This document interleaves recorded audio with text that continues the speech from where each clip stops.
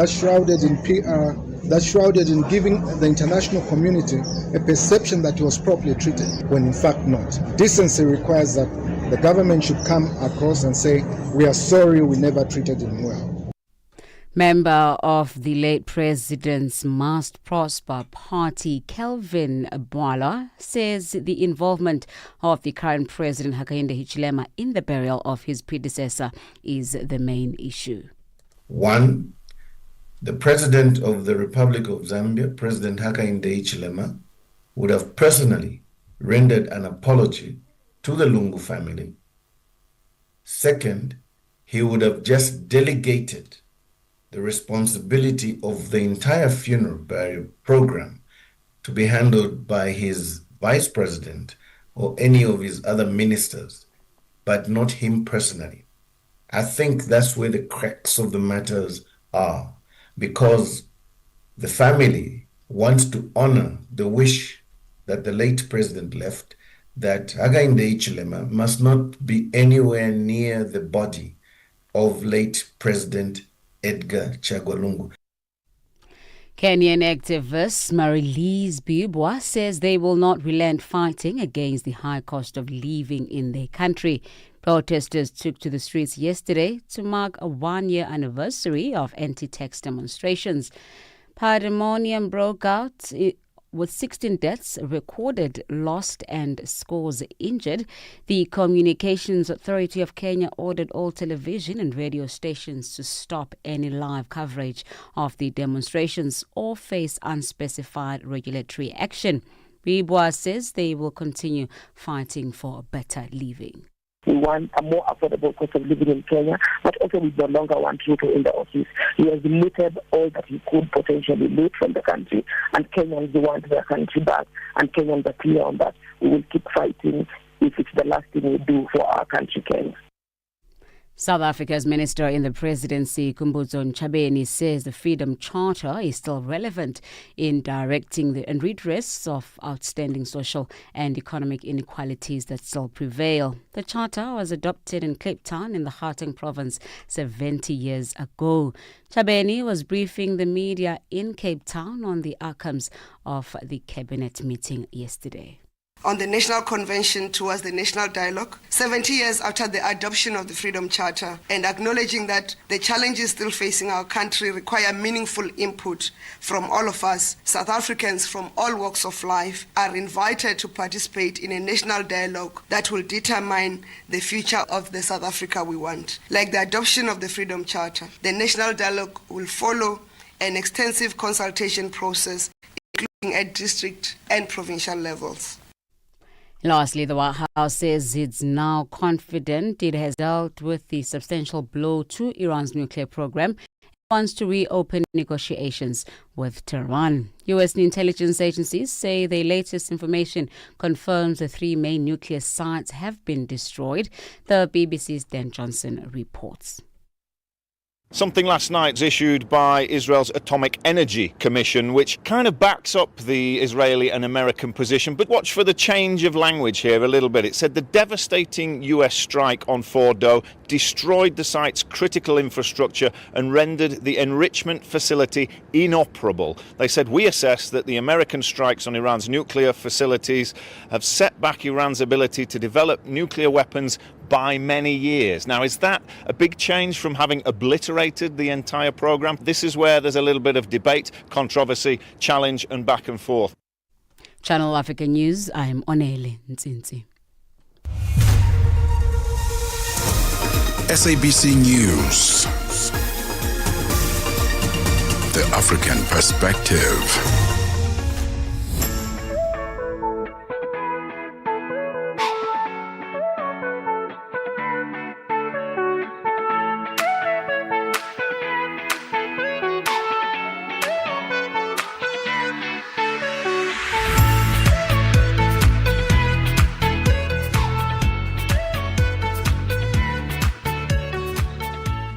Well, it's 7 minutes after 1 p.m. Central African Time. Good to be back in studio. Thank you so much for joining us this afternoon. This is The Upside on Channel Africa, the African perspective with me, Tebogo Lekhuleni, with you all the way to 4 p.m. Central African Time. Catch us live on our social media platforms at Channel Africa on Facebook and YouTube. We're coming to you live from the Auckland Park Studios in Johannesburg, South Africa. How are you doing this afternoon? Happy Thursday.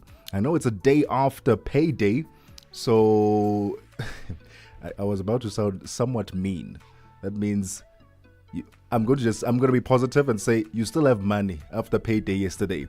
And I asked you yesterday during the show, what do you do when you get paid? Do you pay yourself first or do you pay the bills first? You can still let me know on our WhatsApp line, +2763 406 9126. Here's what's coming up on the show this afternoon. We talk wellness, inclusion, and luxury with purpose. In our first conversation, we break the silence on men's mental health with Dis-Chem's Ernst van Rensburg as we discuss or ask the question, what happens when we take men's mental health seriously?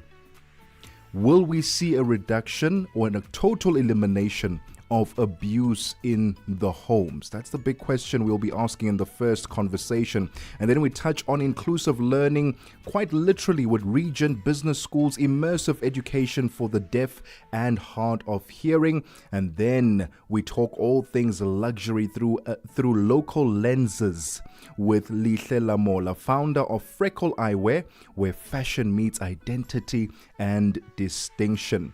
It is the 26th of June 2025. On this day in African history, it was in 1960 on the 26th of June when both Madagascar and British Somaliland declared independence from France and the United Kingdom respectively. In 1954 was the birth of Catherine Samba Panza, the first woman president of the Central African Republic, was born on this day. And for those who are interested in other international days, every other day there's an international something. Today is the International Day Against Drug Abuse and Illicit Trafficking. It is 10 minutes after 1 p.m. Central African Time. Welcome to The Upside. Channel Africa, your voice, your sound, and your home. Stay logged right here. The Morning Switch Weekend with the Shy Guy. Matuka Wanji Nonse, Zukani, the Shy Guy, a Morning Switch. Have you ever listened to a song and then it gives you goosebumps? Cause it takes you way back in the 80s. My goodness. Yay. Woo. Hey, baby. You hear Yvonne Chaga Chaga there. I wanna talk to the DJ. And then the DJ goes like, hey baby, I've got you on the other side. Huh? There were no WhatsApps then, right? There were no sliding in the DMs at the time. Oh man. Your weekend mornings are activated with the Shy Guy on the Morning Switch. Vue d'Afrique avec Joël Mouteba. Alors peut-on considérer cette décision comme un désengagement durable des États-Unis vis-à-vis du développement africain ou s'agit-il d'un simple réalignement stratégique? Bon, ça peut être les deux à la fois. Donc, au lieu de donner de l'argent à la Banque africaine de développement pour partager en vrac, ils préfèrent maintenant donc cibler les pays partenaires en Afrique. Ça, c'est pour le réalignement stratégique. Alors, et aussi, ce n'est pas un désengagement durable, mais je pense que dans les 2 ou 3 prochaines années, il veut d'abord remettre de l'ordre dans ses affaires. Vue d'Afrique. Du lundi au vendredi de 15h à 16h, temps universel. We take no sides, none whatsoever. We are The Upside.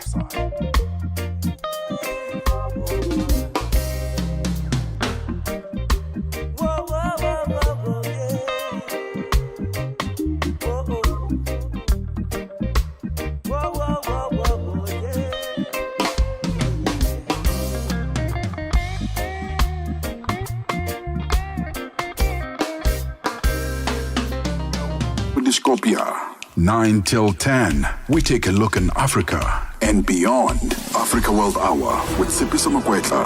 And we close it up with some love.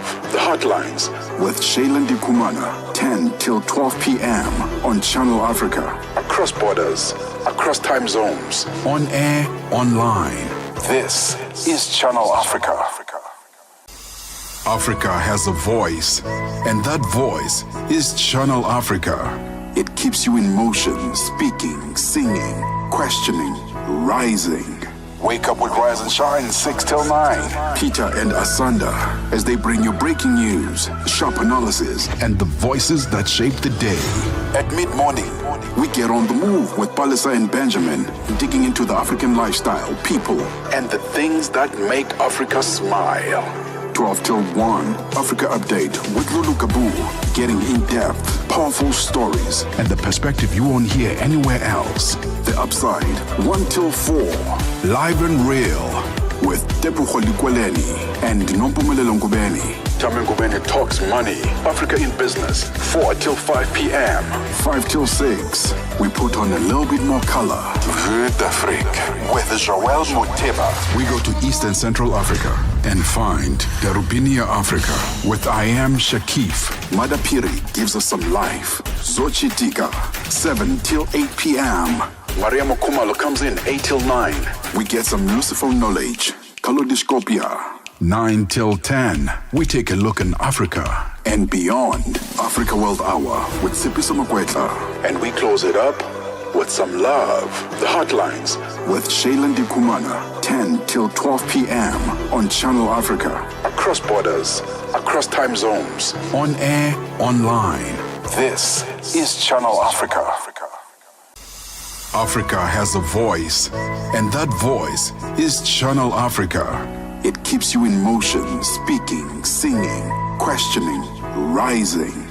Wake up with Rise and Shine 6 till 9. Peter and Asanda as they bring you breaking news, sharp analysis, and the voices that shape the day.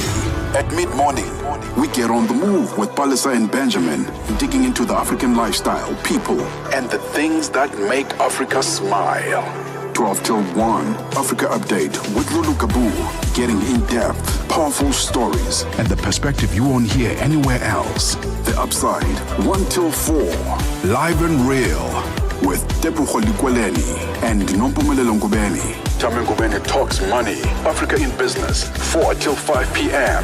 5 till 6, we put on a little bit more color. Vue d'Afrique with Joël Moteba. We go to East and Central Africa and find Darubinia Africa with I Am Shakif. Madapiri gives us some life. Zochitika, 7 till 8 p.m. Maria Mokumalo comes in 8 till 9. We get some useful knowledge. Kalodiscopia. 9 till 10, we take a look in Africa and beyond. Africa World Hour with Sipiso Makwetla. And we close it up with some love. The Hotlines with Shells. Welcome to The Upside with me, Tebogo Lekhuleni, with you all the way to 4 p.m. Central African Time on Channel Africa, the African Perspective. Join us live on our social media platform where you can stream the show, where we are broadcasting from the Auckland Park studios in Johannesburg, South Africa, at Channel Africa on Facebook and YouTube. And download the SABC Plus app so you can take us with you wherever you go. If you have DSTV, it's Channel 802. How's your Thursday going so far? It's Throwback Thursday. Later on in the show, I'll be throwing back. There's a moment that I was exposed to this morning that was a proper throwback. I had not seen that particular video in a minute. So stay tuned. In the next hour, I'll be playing it for you. I've got it's not even a question. It's advice on how to manage our social media platforms, right? From TikTok stars to CEOs with millions of followers, personal brands have become serious business. Influence is currency. So if I were to ask you now, if someone looked onto your platform, whether Instagram, TikTok, and they saw your profile, what would they say you are known for? And is it intentional or is it accidental? Because I know some people just go onto social media just for the sake of consuming content. But now you can forge relationships, you can network, you can start businesses through these accounts. And your presence online is very important that you learn how to manage it properly. That's not our conversation that we're going to be having right now, but I thought I'd shine a light on it because I realized that there are people who are getting jobs out there because of their social media platforms. I got hit up by weird companies that I've never even heard of based on the profile that I have and the kind of content that I create. Now, collaborations and people just want to work with you. So what are you known for? What are you known for? Work on that social media platform. It could be your lifeline. You never know. It's 17 minutes after 1 p.m. Central African Time. It's Mental Health Awareness Month in South Africa. And we want to talk about the importance of prioritizing mental health for men. Still a bit of a stigma. All these years later, we still find ourselves in our manly men groups where we're not addressing mental health issues. We would rather talk about everything else but address these mental health issues. There was a time when we used to say there aren't any platforms for us to express and talk. But they are now. There are groups. There are even your friends are now exposed to certain content that appeals to men to be a bit more vocal about mental health and to bring that to their friendship groups. So we can't really say that the platforms are not there anymore. But what is still holding us back from expressing ourselves and addressing mental health issues? If you are a man listening to this program, and maybe you yourself went through a period where mental health, you struggled with your own mental health. It led to poor overall health. You're not able to get your work done properly. It affected relationships, whatever the case may have been. But somehow, either through professional counseling or by being surrounded by the right kinds of people, you've been able to get out of that. Let me know in the WhatsApp group in our studio's WhatsApp line, +27 634 406 9126. Let us know what steps you took and how this has helped you to have a much more fulfilled and balanced life, and the impact that it's had on your mental health when you eventually sought after professional help and professional counsel. It cannot be that we still, in 2025, have men dealing with mental health issues, not knowing where to go, and as a result of that, affecting our relationships and how we treat other human beings because of it. So let me know if you have gone through it, or if you are going through it right now and you don't know where to go, you don't know where to seek help, and you just, enough is enough. Tebogo, enough is enough. I don't know where to go. Where do I start? +27 63 406 9126. We'll continue the conversation. It's 20 minutes after 1 p.m. Central African Time. Get Channel Africa on DSTV Audio Bouquet. Channel 802. In this episode of Channel Africa Conversations, Peter talks to Dr. Tulisile Buddha, an academic, author, and an expert in indigenous knowledge systems. Join us for a compelling discussion on preserving African languages and traditions in the digital era. Dr. Tulisile unpacks the role of educators, explorers, and how technologies like AI can support cultural preservation, and challenges us to rethink how we honor African heritage. You can find the episode on YouTube, SABC Plus, and on our website, channelafrica.co.za. This episode is a must-listen for educators, creators, and change makers across the continent. Channel Africa, the African perspective. The Upside. On the Upside, your voice matters. It's 21 minutes after 1 p.m. Central African Time. Now, as we observe Mental Health Awareness Month, we are shining a light on a topic often left in the dark: the emotional well-being of men. Now, in a society that still rewards silence over softness, many men suffer quietly from stress and depression to substance abuse and sexual health struggles. The pressure to man up is costing lives and even relationships. Today we are joined by Ernst van Rensburg, Clinic Admin Manager at Dischem, who reminds us that real strength begins when we ask for help. Ernst, thank you so much for your time and welcome to The Upside. Thank you. It's very nice to be here. Thank you so much. It's 2025, Ernst, and we still are dealing with the stigma when it comes to men talking about their mental health, men opening up. Why do we still find ourselves here when seemingly it looks like there are more platforms now than ever before for men to be able to speak up? Yes, absolutely. And unfortunately, we see that even though we are really progressing with medicine, with research, with everything that's happening in the medical research environment, especially in South Africa. But it feels that with mental health, we have really reached the plateau, and it's all to do with stigma. It's all to do with especially men struggling to open up and struggling to seek help when they absolutely need to. So. We are really working very hard to create awareness and to make sure that men seek help when they need to.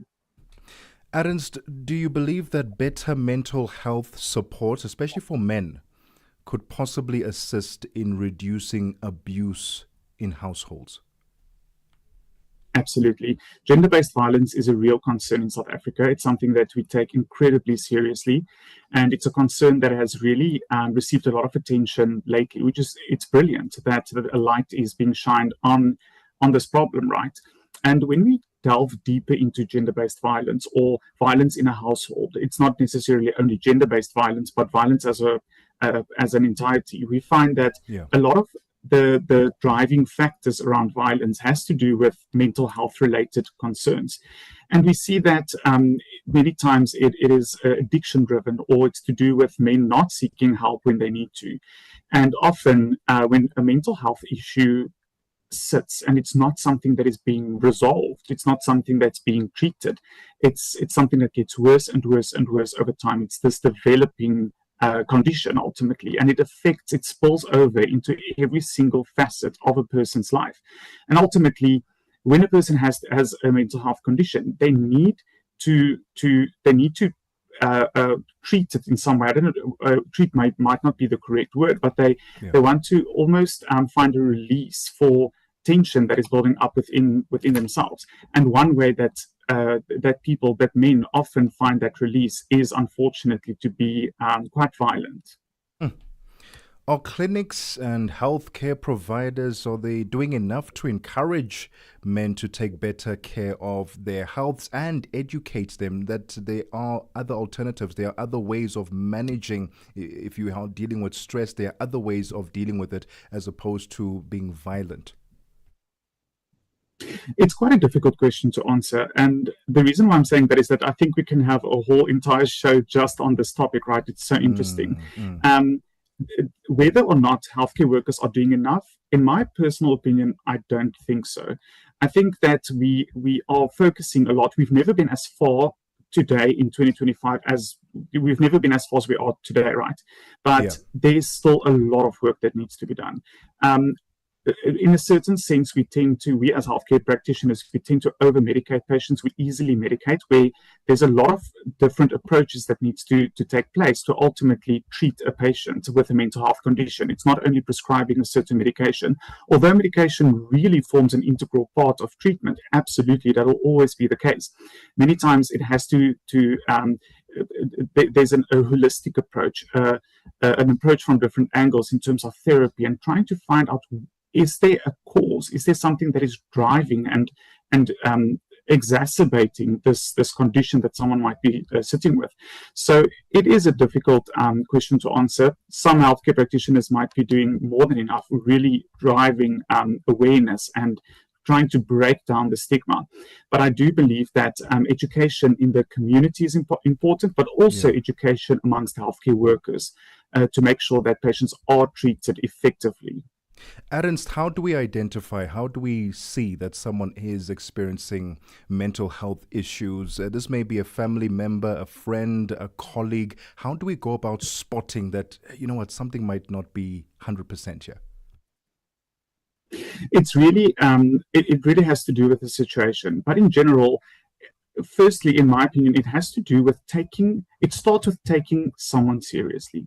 If a patient, for example, if a family member comes to you and says that I have an issue at home, me and my spouse, we fight very often, it becomes violent, and that we as healthcare practitioners take that seriously. Because what we often find is that victims of abuse tend to downplay what is actually happening at home. And when a victim comes to you, I want to say the word victim because there's no other way of putting it, but if it's a family member that comes to you as an example and they raise these concerns and they explain what's happening, you need to take it seriously, because I can guarantee almost that what's really happening at home is probably a whole lot worse than what they are describing. Because it's already very difficult for this person, this victim, whether it's a wife, a husband, it can be anyone, whether it's already very difficult for them to take that step to seek help. Because usually a victim of abuse, remember, it's not only physical abuse, it's psychological abuse also. So a victim of domestic violence or gender-based violence might start to question their own reality in terms of, is this something that I am imagining? Is this as bad as I'm imagining? Meanwhile, it's extremely bad. So by the time they reach a point where they seek help, they might already be questioning their own reality. And that's why they tend to downplay it. So the point is that if someone comes to you and they mention something that's happening at home, take it seriously, refer appropriately, and make sure that they get the help that they need. Ernst, I would love to continue the conversation, if you don't mind hanging on the line for us, because I know for some people sitting at home listening in on this conversation, those who want to be proactive in this pursuit of managing their health, managing their mental health, may have a few questions. So we're allowing them now to send through their WhatsApp messages. If you have any questions, send it on our WhatsApp line, +27 63 406 9126. And Ernst, when we come back, I would love for us to talk about some practical steps that we can take to prioritize our mental health as men. Where can we seek help? And also the role that sexual health can also have, and in terms of impacting our mental health. So very important conversations there. It's now 30 minutes after 1 p.m. Central African time. We'll continue our conversation with the clinic admin manager at Dis-Chem, Ernst van Rensburg, as we shine a light on men's mental health this month of July. For now, though, let's head on over to Musibudi Makura, who has your sports news. And by the way, congratulations to Mamelodi Sundowns. They have bowed out of the Club World Cup, ending third in their group. But my goodness me, they won over so many hearts. Y'all should be proud of yourselves. Sports on Channel Africa. The African Perspective. Thank you, Tebogo. Very good afternoon from the Sports Desk. I want to start our sports bulletin with this story. So, Luis Rubiales, the former president of the Spain's Football Federation, has lost an appeal against his sexual assault conviction. Now, Rubiales was fined $12,000 in February of this year for kissing captain Jenny Hermoso without her consent after Spain's women's team won the 2023 FIFA Women's World Cup. Now, a Spanish appeals court upheld the fine and also dismissed a separate appeal from prosecutors who had sought a retrial and also pushed for a jail sentence. The incident in which Rubiales grabbed Hermoso's head and kissed her on the lips triggered protests as well as calls for his resignation. He also denied the sexual assault charge, describing the kiss as an act of a fiction and completely spontaneous. On Wednesday, the Audiència Nacional court said it did not consider the kiss consensual and also said Hermoso had objected to it from the outset. It also found that Rubiales restrained himself when interacting with the other players and could have done so without too much effort with the captain. At the original trial, Hermoso said that she had not given permission for the kiss and she felt disrespected by Rubalius, and also that stained one of the most happiest days of her life. The court also upheld the sentence handed down in February, which also included a ban on Rubalius going within a 200-meter radius of her mosso and also from communicating with her for at least 1 year. On to this now. Zambia captain Barbara Banda insists that their opening game against Morocco in the Women's Africa Cup of Nations tournament will not be a walk in the park. The Copper Queens' last game against the Atlas Lionesses ended in a win for them and also helped them qualify for the Olympic Games that were staged last year in Paris. Now, the Morocco as well as Zambia will face off with each other on the 5th of July at the Olympic Stadium in Rabat, and Banda says playing Morocco at home will always be a difficult task. Preparations are going on so well, and playing Morocco is not an easy game, and moreover we are playing them at home. They've got all the support, and they have the 12th player on the pitch, and we know, but we're trying by all means, trying everything possible that the first game is always important in the tournament, so we're looking forward for that game, and our aim is to go through first. We are taking each and every game at a step. So we're looking at that game very seriously and we are taking it seriously. Zambia also announced the signing of coach Nora Haptul, a former Swiss national defender, in January as a replacement for Bruce Mabwe. Now, Banda says the players now understand the new coach's philosophy. Coming in of the new coach, I think, he's trying to make a powerhouse, trying new different players, which we know, like she's mentioned the names, looking at Frida and Messi and all these young players. I think the response is so well during training sessions. I think trainings are going on so well during training sessions. The response of the team, we are all together, we're moving together as a team. This is why I said we are looking forward for the first game, because the first game always shows how far we're going to go in the tournament.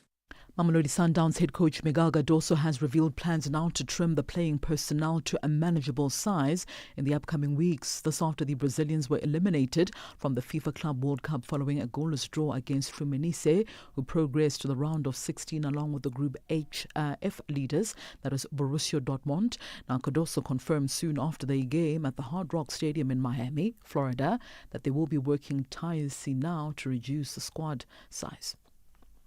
We want to reduce the number of players in the team.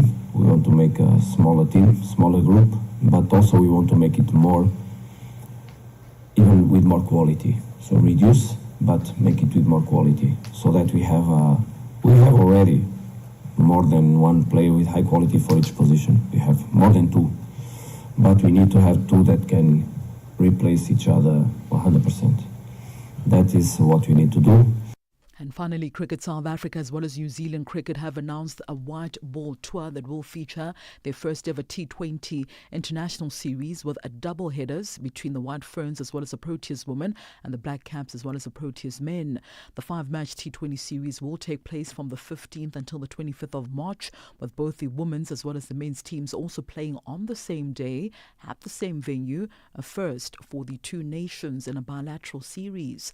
The Proteas women will play in the afternoon, followed by the Proteas men under the lights in the evening, offering, of course, fans back-to-back matches at the international venues in and around New Zealand. Now, following the T20 matches, the Proteas women's side will then remain in New Zealand for a 3-match one-day international series from the 29th of March until the 4th of April, which also forms part of the second round of the IWC matches for qualification to the Women's World Cup in 2029. Well, that is a wrap from the Sports Desk at this hour. For any sports stories you'd like to share with us, send us an email. That's to newsroom@channelafrica.co.za, or give us a call. That's +27 11714 4459. For Channel Africa Sport, I am Mosibu D. Makura.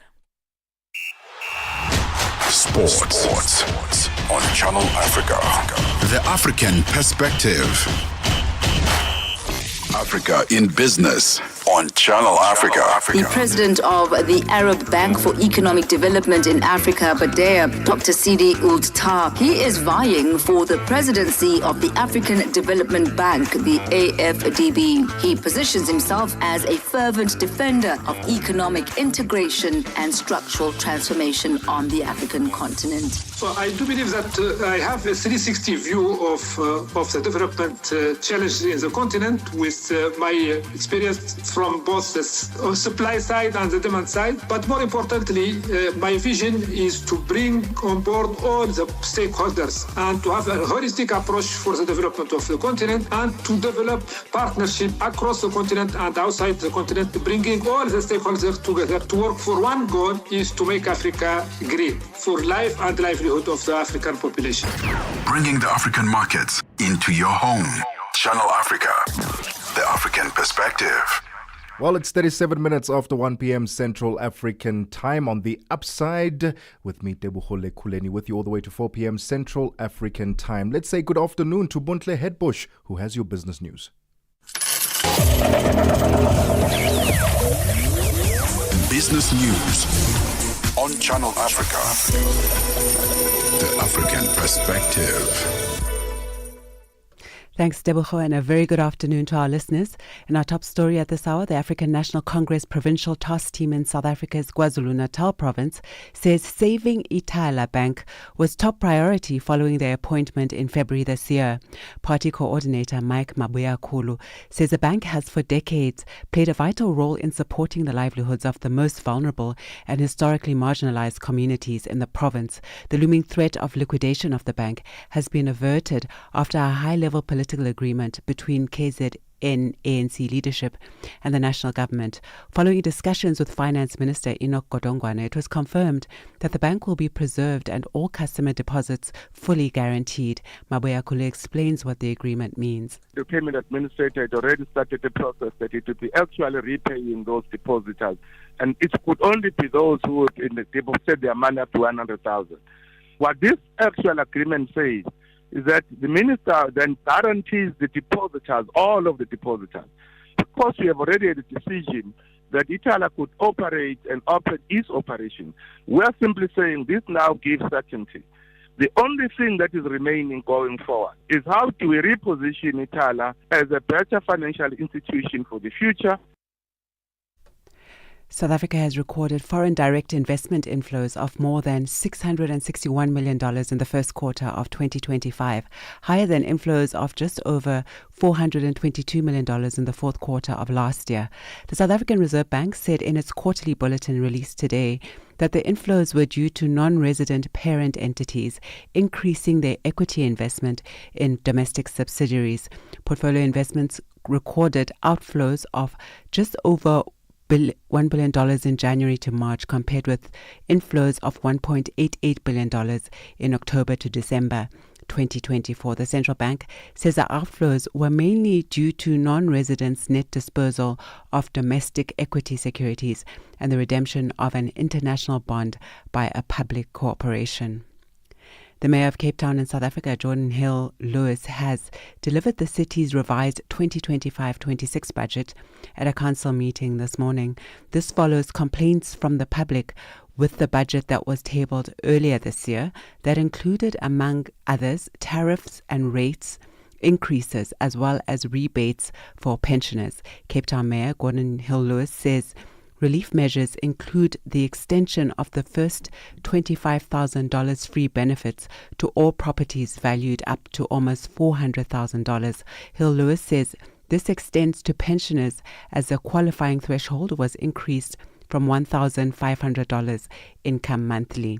He says electricity prices will also see relief as customers will now pay less to consume electricity from the 1st of July.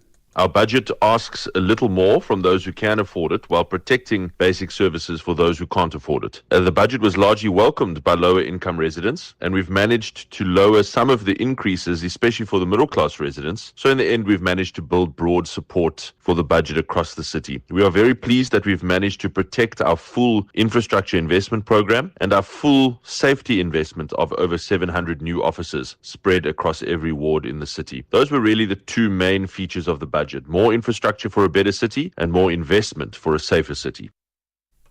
The World Bank and the United Nations nuclear watchdog have launched a new agreement to cooperate on the safe development and financing of nuclear power for developing countries, including extending the life of existing reactors.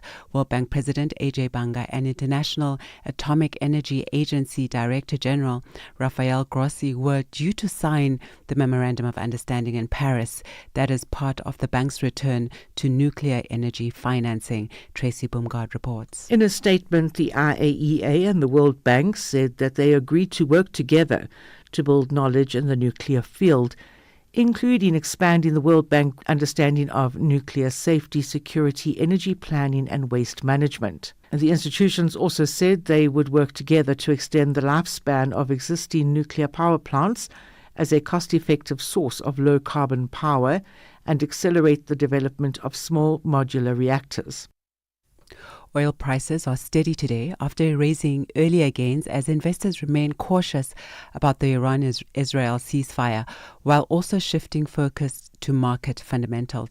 Brent crude futures fell 11 cents or 0.2% to $67.57 a barrel this morning. U.S. West Texas Intermediate crude fell 8 cents or 0.1% to $64.84 a barrel. Analysts say oil prices likely followed equity markets lower this morning, and that investors will most likely shift their focus back to macroeconomics and oil balances, while also continuing to watch the Israel-Iran truce. Now for a look at our indicators this afternoon, $1 in Nigeria is trading at 1,000 naira 548. In Botswana, it's 13 pula 27. Kenya, the dollar is trading at 128 shilling 56, and Zambia it's 23 kwacha 39. The BRICS countries, $1 in Brazil is trading at 5 rial 53, Russia 78 rubles 26, in India it's 85 rupees 98, China it's 7 yuan 17, and South Africa $1 is trading at 17 rand 75 cents. $1 is trading at 73 pence to the British pound and 86 to the euro. Looking at commodities, gold is trading at $3,341 and platinum at $1,401 per ounce this afternoon, while Brent crude oil is at $67.89 a barrel. And those are your business news at this hour. I'll be back with more in the next hour. For any business stories you'd like to share with us, please send an email to newsroom@channelafrica.co.za or call us on +27 11 714 4459. For Channel Africa Business, I am Bundle Hetbush.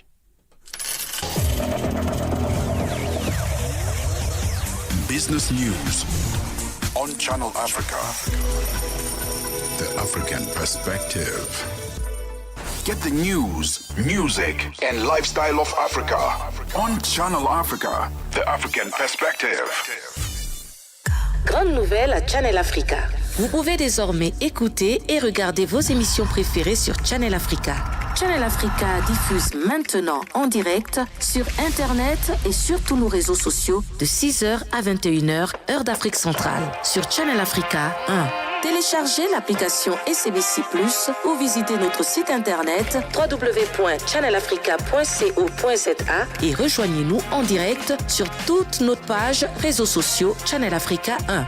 Channel Africa est désormais en diffusion audiovisuelle uniquement pour le plaisir de vos yeux et vos oreilles. Channel Africa, la perspective africaine. The Upside, taking the African perspective to fresh levels. Well, it's 15 minutes before 2 p.m. Central African time. Thank you so much for tuning into The Upside this afternoon with me, Tebogo Lekhuleni, with you all the way to 4 p.m. Central African time.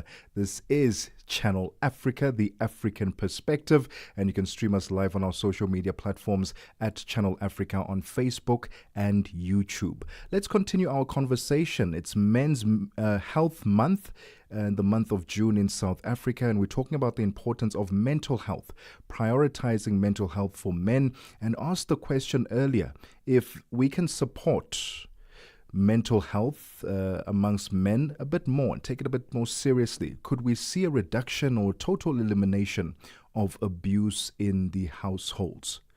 We are still in conversation with Ernst van Rensburg, Clinic Admin Manager at Dischem, to continue this conversation.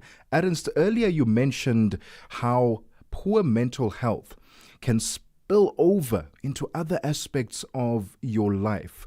Let's talk specifically about health, how poor mental health can affect your overall health.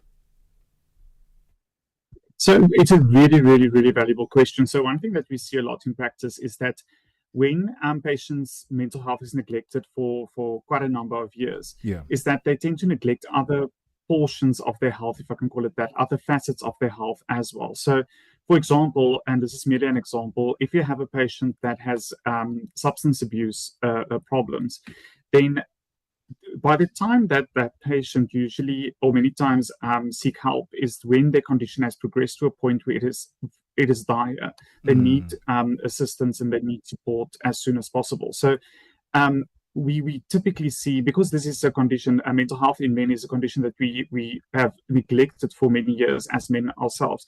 We often see that by the time men seek help, their overall health has been neglected. So you might have someone who suffers from a cardiovascular condition, but because they have a substance abuse problem, they haven't given attention to that, to take their other medications.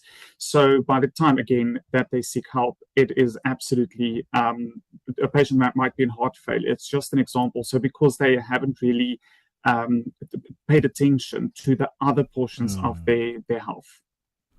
Ernst, situations like a low sex drive, erectile dysfunction, could these be also linked to mental health?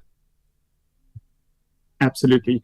One thing, again, that we see in practice quite often is that men tend to experience a lot of shame when they experience anything that affects their sexual well-being, whether that be erectile dysfunction, whether that be a testosterone,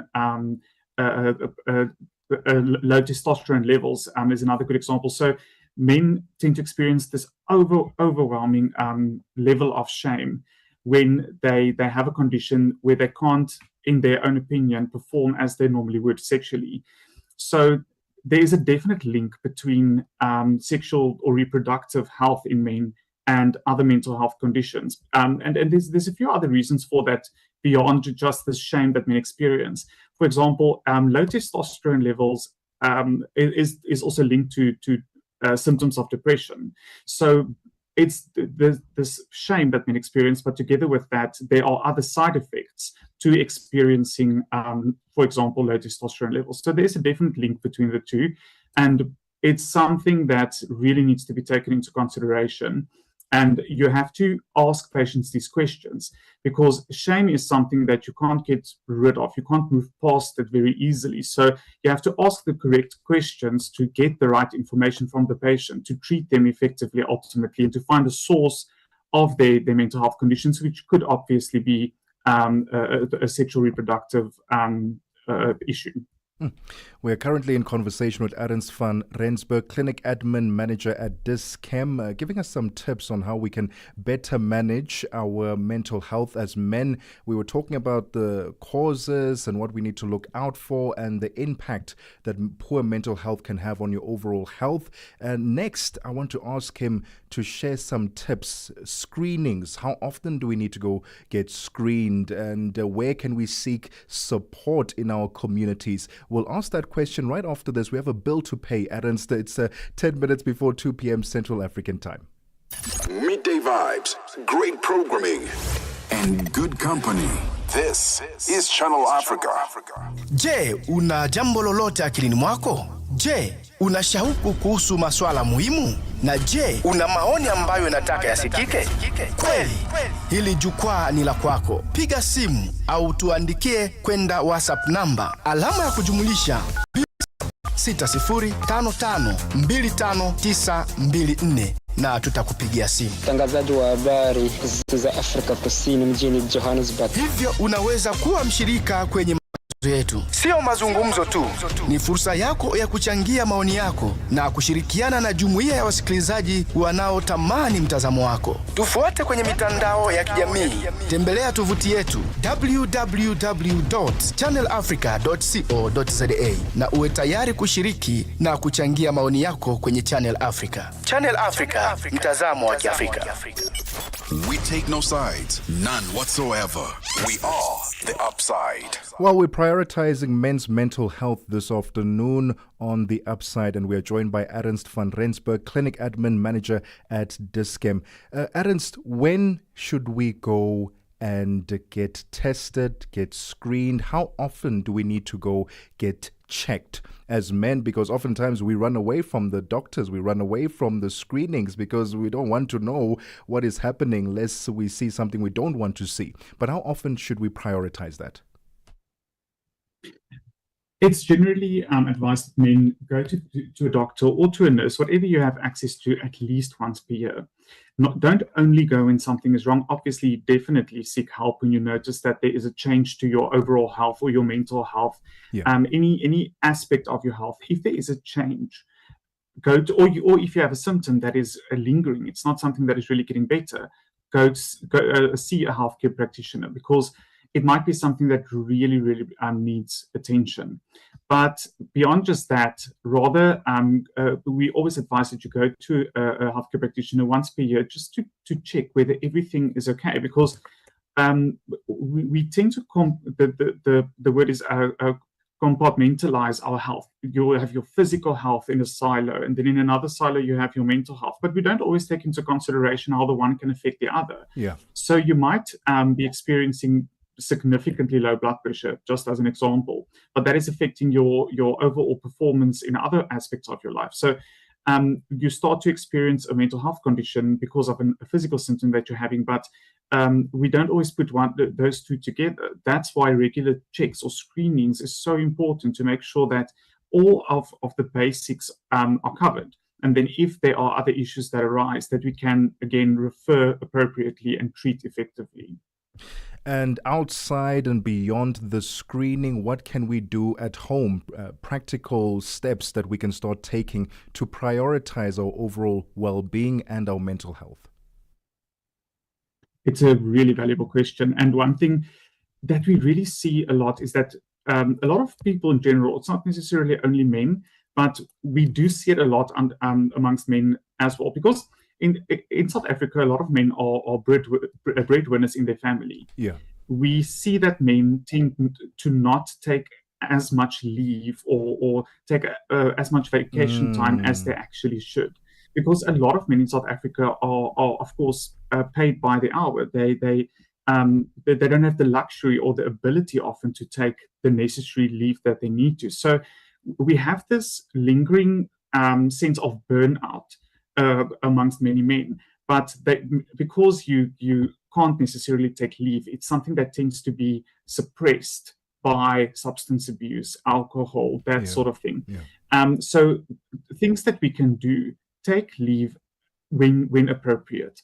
When you can, plan your leave, plan your year, schedule time away from work.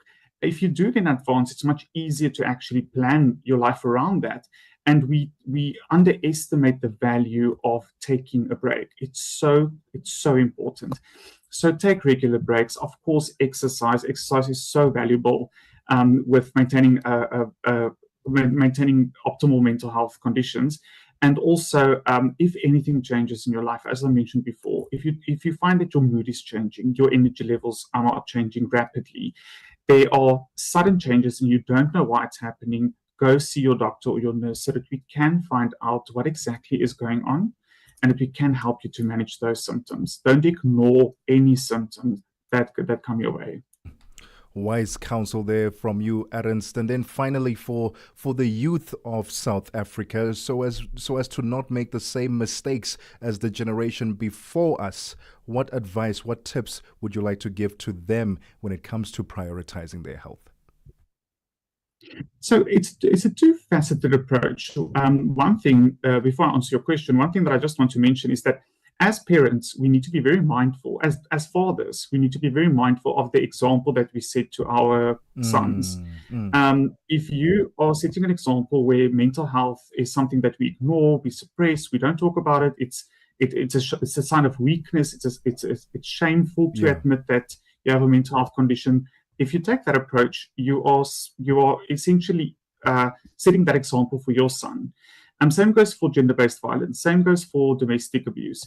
If you set that example, that is most probably the path, or you lead the way for your son to follow. So you need to be mindful of the examples that you set to your sons, and that's the one part. So to answer your question, as the youth in South Africa, we need to make sure that we educate ourselves in terms of knowing what to look out for.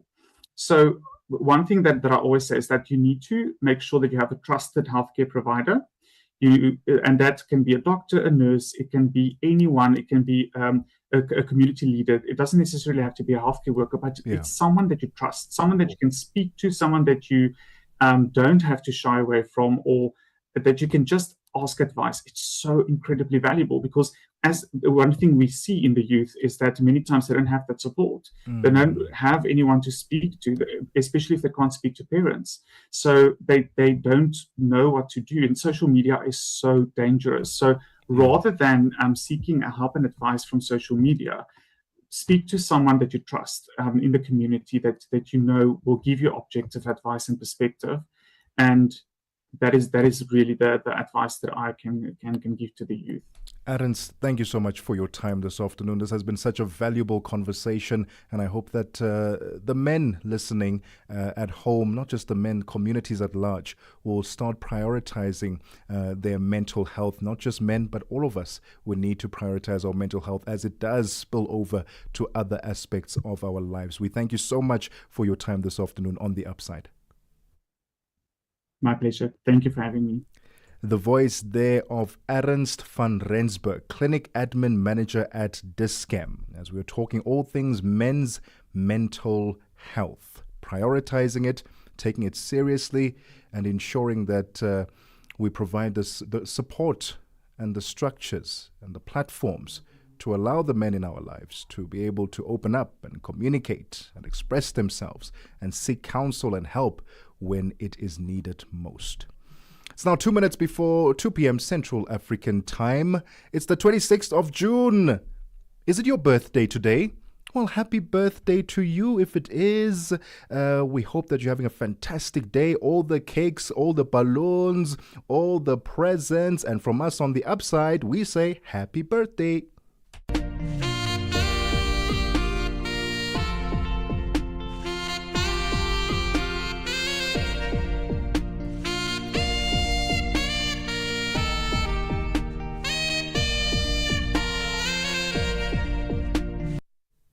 Happy birthday to you. I tell you what, my producer is very happy this time around, Unombuiselo there at the back, because usually our happy birthdays come with a bit of laughter and like, hey, where did you get that one? Where did you get that sound? That one was all in good spirit. Enzo Bunario Sax on TikTok is where you'll find this artist, and what a beautiful rendition of Happy Birthday. And if it is your birthday again, happy birthday. Let us know if it is. Send us a voice note, and if you'd like us to sing happy birthday to someone else later on during the show and send them a shout out, send it through on WhatsApp, +27 63 406 9126. It's now 2 p.m. Central African Time. Let's get the latest news with Onele Ntsinzi. SABC News.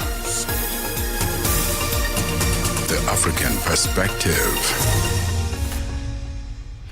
Thank you, Tebogo. Looking at your top stories, the current Zambian government treatment of Lungu stands to be exposed, and the U.S. is confident it has dealt with the substantial blow to Iran's nuclear program. The latest news, greetings to our listeners. The family of the late former president of the Republic of Zambia, Edgar Chakwa Lungu, says the court case brought by the Zambian government to halt the burial of the late Lungu in South Africa yesterday will give the family a chance in court to ventilate whether their rights are subservient to that of public policy. They say it will also give the family the opportunity to tell how Lungu was ostracized and ill-treated by the current Zambian government. Family spokesperson Makibi Zulu explains. He was a person that was betrayed by the system, cast aside by the system, and now in his death, they wish to come back and pretend as though they took care of him, pretend as though they were good to him, when in fact he never did. And taking him back home, it so appears, will not give him a dignified burial. And the family only wants to give him a dignified burial, not one that's shrouded in mockery, that's shrouded in PR, that's shrouded in giving the international community a perception that he was properly treated, when in fact not. Decency requires that the government should come across and say, we are sorry we never treated him well. South Africa's Democratic Alliance Member of Parliament, Andrew Whitfield, has been removed as the Deputy Minister of Trade and Industry in the Government of National Unity Cabinet. This has been confirmed by the presidency. President Cyril Ramaphosa has thanked Whitfield for the time he served the role. The president has not indicated any intention to conduct a wholesale cabinet reshuffle. South Africa's minister in the presidency, Kumbuzo Ntshabeni, says the Freedom Charter is still relevant in directing the redress of outstanding social and economic inequalities that still prevail. The charter was adopted in Kliptown in the Gauteng province 70 years ago. Ntshabeni was briefing the media in Cape Town on the outcomes of yesterday's cabinet meeting. On the National Convention towards the National Dialogue, 70 years after the adoption of the Freedom Charter, and acknowledging that the challenges still facing our country require meaningful input from all of us, South Africans from all walks of life are invited to participate in a national dialogue that will determine the future of the South Africa we want. Like the adoption of the Freedom Charter, the national dialogue will follow an extensive consultation process, including at district and provincial levels. Kenyan lawyer and governance analyst Javas Bigambo says the media freedom is essential to the democracy of Kenya. This comes after the Communications Authority in Kenya ordered television and radio stations to stop live coverage on the protests that took place yesterday, which marked the one-year anniversary of anti-tax protests that resulted in the deaths of more than 60 people. Bigambo further says that it is important for the government to recognize the fundamental rights of its citizens. The fabric of democracy cannot be perfected or perfect without media freedom and the fundamental rights and freedoms enshrined in Kenya's Chapter 4 of the Bill of Rights, the right to protest, to demonstrate, but peaceable and unarmed. However, the events of yesterday calling upon government, upon opposition leaders and political parties, and even civil society organizations to be more alert and conscious about the nationhood of Kenya's nation state and the aspect of exercising fundamental rights. Lastly, the White House says it is now confident it has dealt with the substantial blow to Iran's nuclear program and wants to reopen negotiations with Tehran. U.S. intelligence agencies say the latest information confirms the three main nuclear sites have been destroyed. The BBC's Dan Johnson reports on Israeli reaction to these strikes. Something last night's issued by Israel's Atomic Energy Commission, which kind of backs up the Israeli and American position. But watch for the change of language here a little bit. It said the devastating US strike on Fordo destroyed the site's critical infrastructure and rendered the enrichment facility inoperable. They said, we assess that the American strikes on Iran's nuclear facilities have set back Iran's ability to develop nuclear weapons by many years. Now, is that a big change from having obliterated the entire program? This is where there's a little bit of debate, controversy, challenge and back and forth. Recapping on your top stories, the family of the late former president of the Republic of Zambia, Edgar Chakwa Lungu, says the court case brought by the Zambian government to halt the burial of the late Lungu in South Africa yesterday will give the family an opportunity to tell how Lungu was ostracized and ill-treated by the current Zambian government. Now, for any news stories you'd like to share, please send us an email to newsroom@channelafrica.co.za or call us +27 11 714 4459. Channel Africa News, I'm Onele Ntsinzi. SABC News. The African Perspective.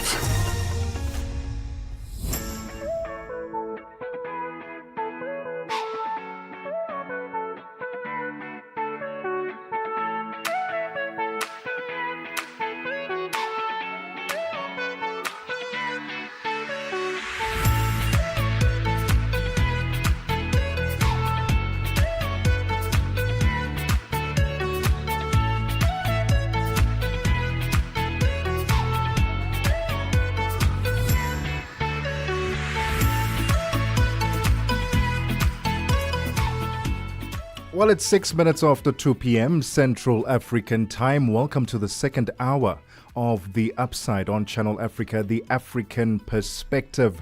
We're coming to you live from the Auckland Park Studios in Johannesburg, South Africa, with me, Tebogo Lekhuleni, with you all the way to 4 p.m. Central African Time. Stream us live on our social media platforms at Channel Africa on Facebook and YouTube. And let me know how your day is going so far.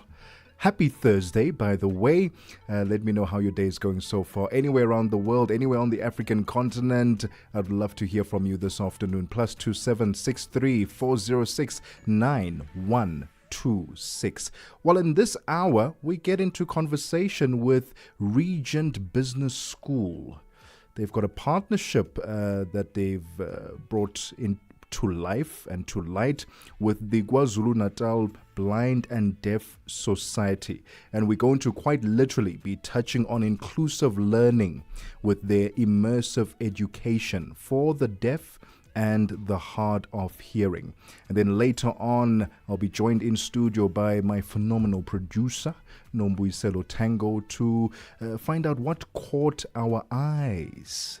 I tell you what, the Edgar Lungu conversation is a rather important one that has been at the tips of people's tongues for the longest time now, and it's dragging.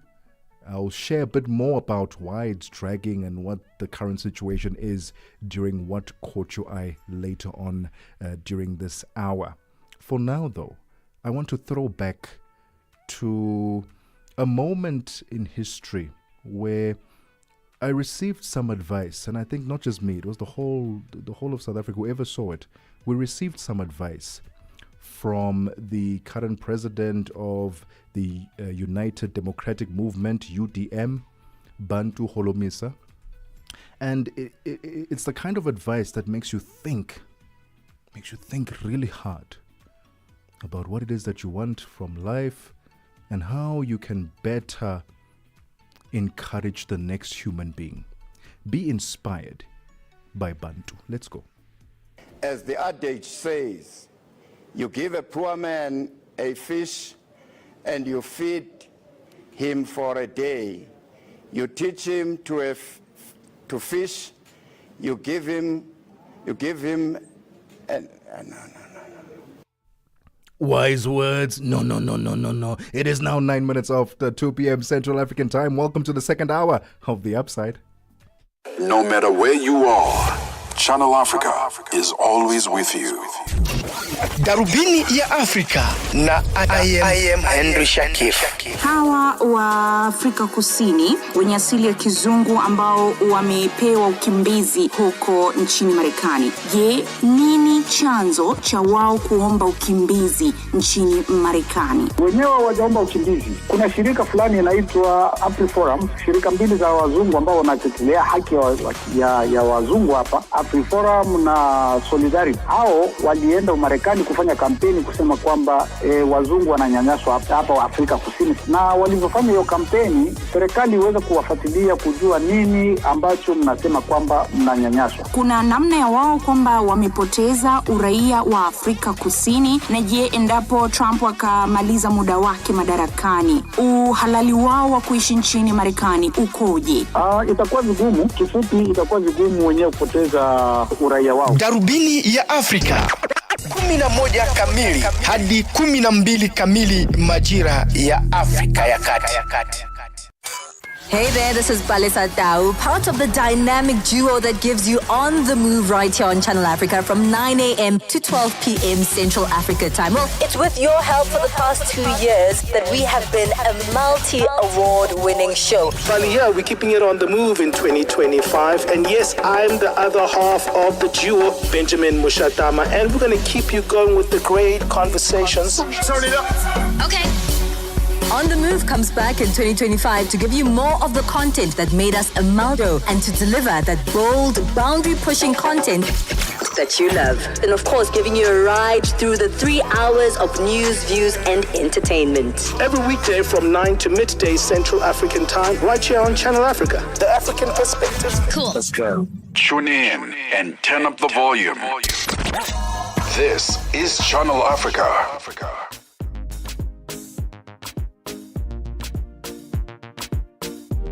Kumana, 10 till 12 p.m. on Channel Africa. Across borders, across time zones, on air, online. This is Channel Africa. Africa has a voice, and that voice is Channel Africa. It keeps you in motion, speaking, singing, questioning, rising.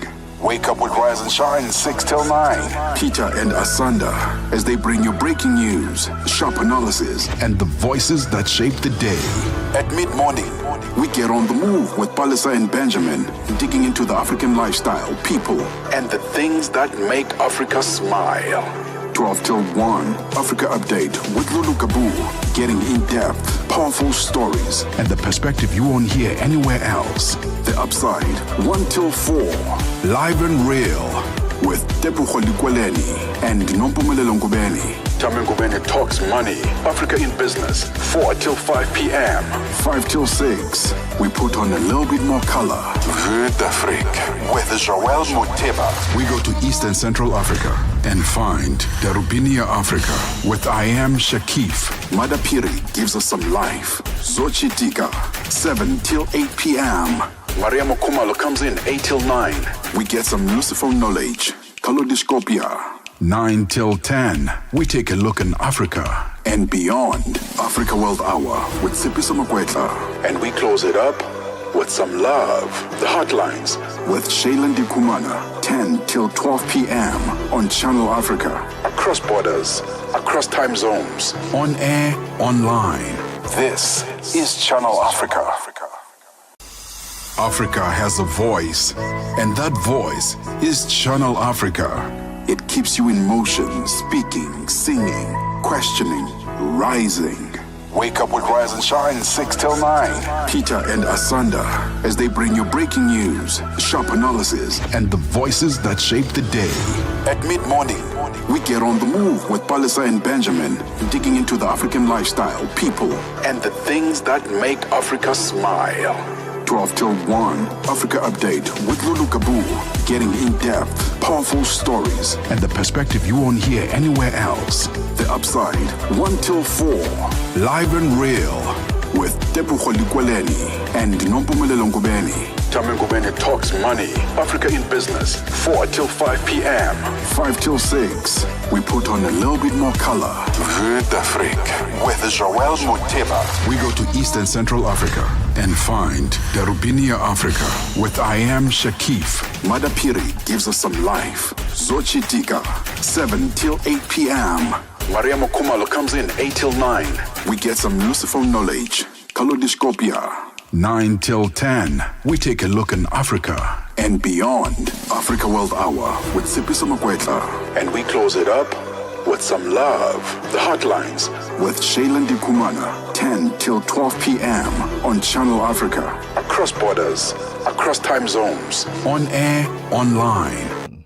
Magufuli by Rajab Abdul Kahali, better known as Harmonize. Music coming to you from Tanzania this afternoon. This is The Upside with me, Tebogo Lekhuleni, with you all the way to 4 p.m. Central African time on Channel Africa, the African perspective.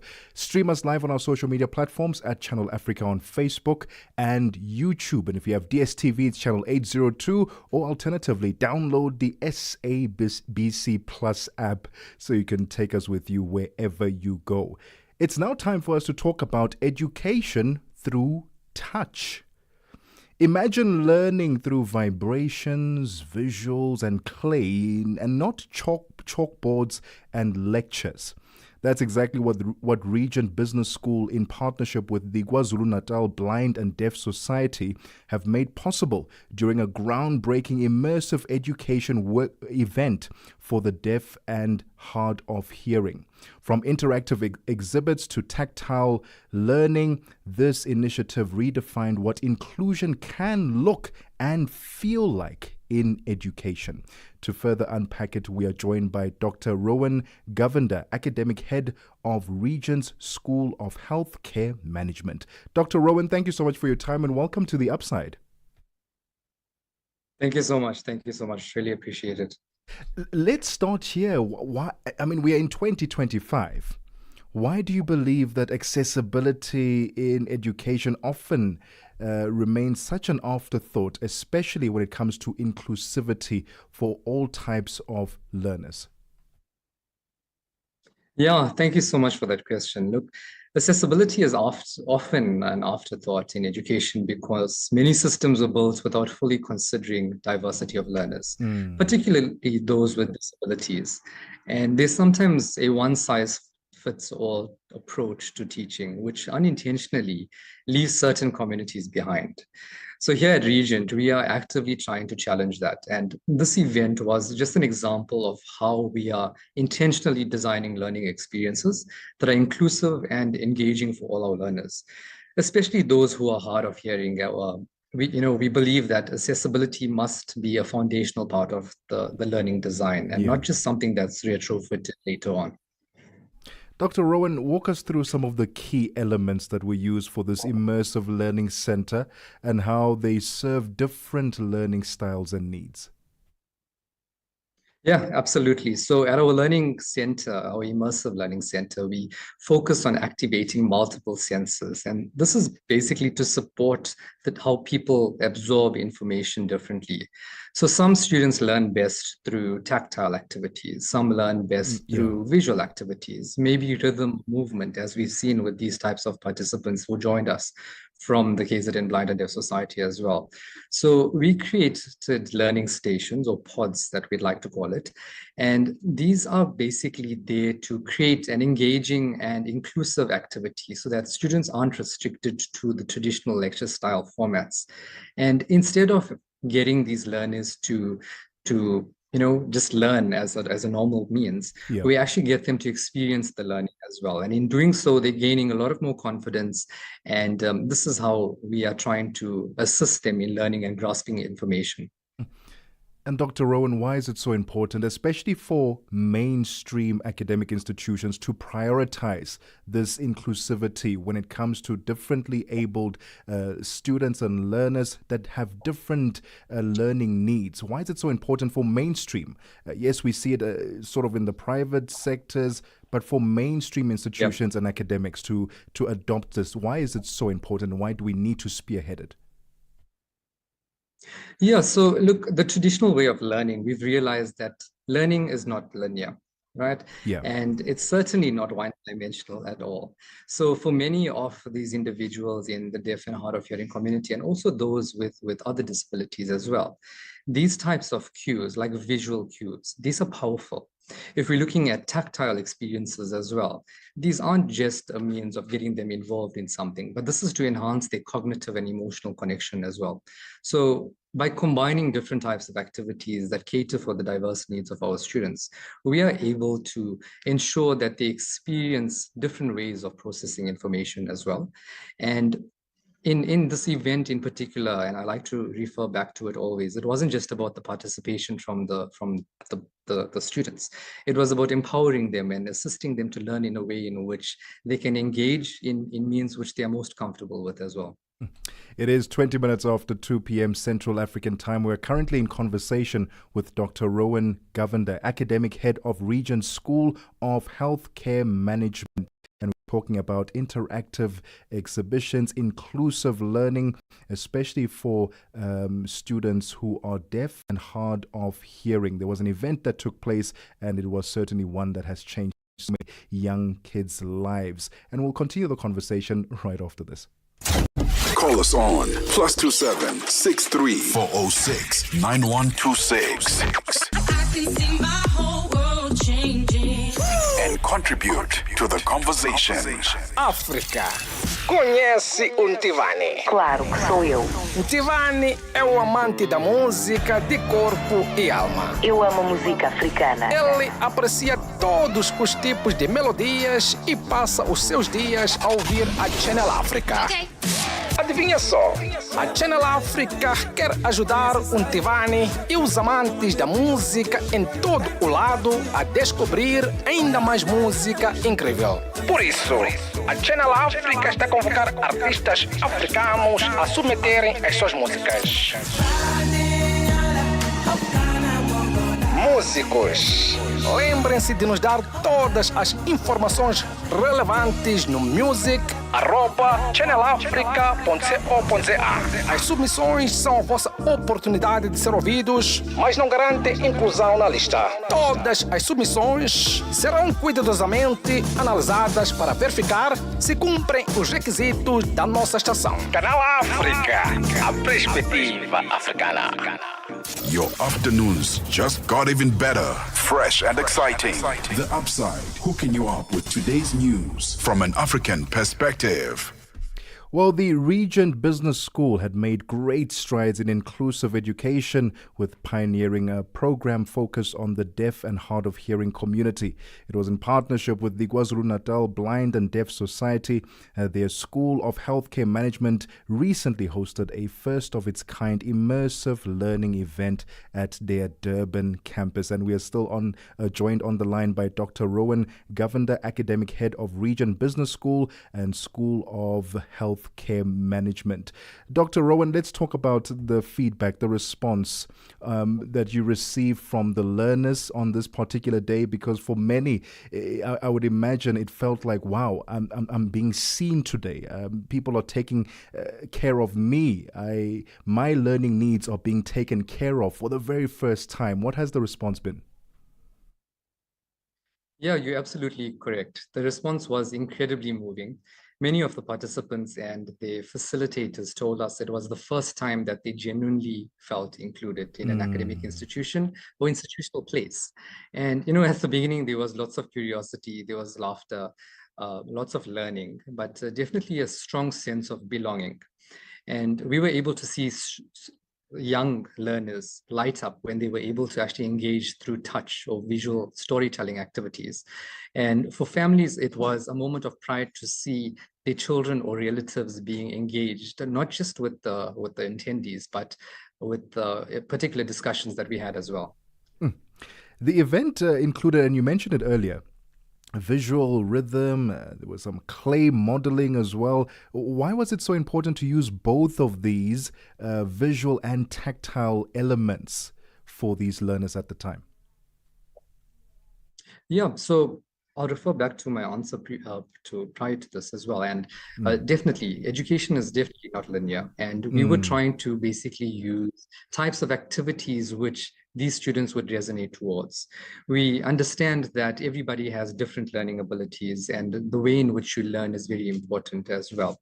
So we tried to create an atmosphere or an environment where these students felt most comfortable and in which they could express themselves and could have information expressed to them in a means by which they understand it best as well. So by combining these, we definitely created a space where they felt honored in different ways of processing information.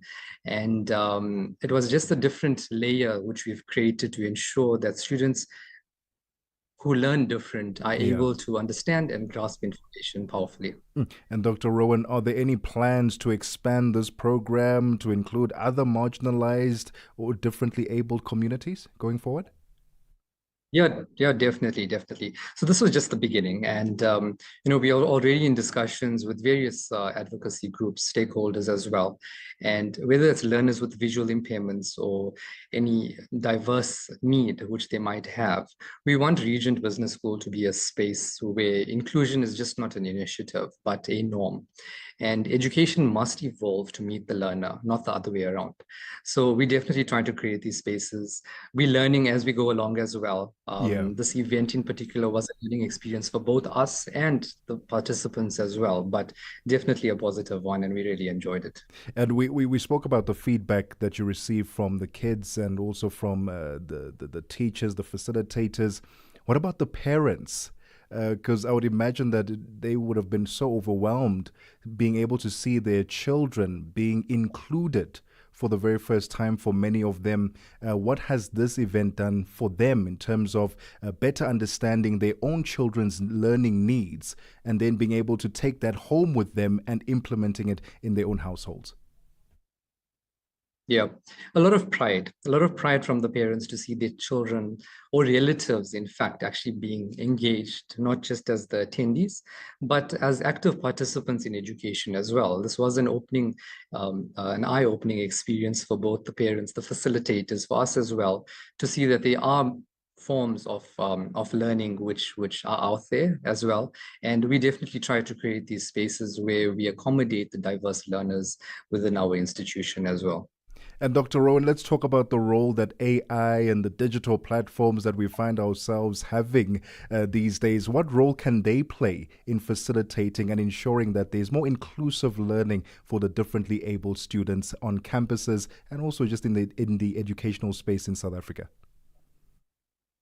Yeah, I love this question. I think with AI being around now, the possibilities are endless, and it actually gives us an opportunity to cater for diverse students and their needs as well now. So whether this is creating personalized tutors for them, for students who prefer to learn via auditory means, or those who prefer to learn via visual aspects as well. We have AI tutors which are coming on board. We have podcasts which are being created with an AI tool, in fact.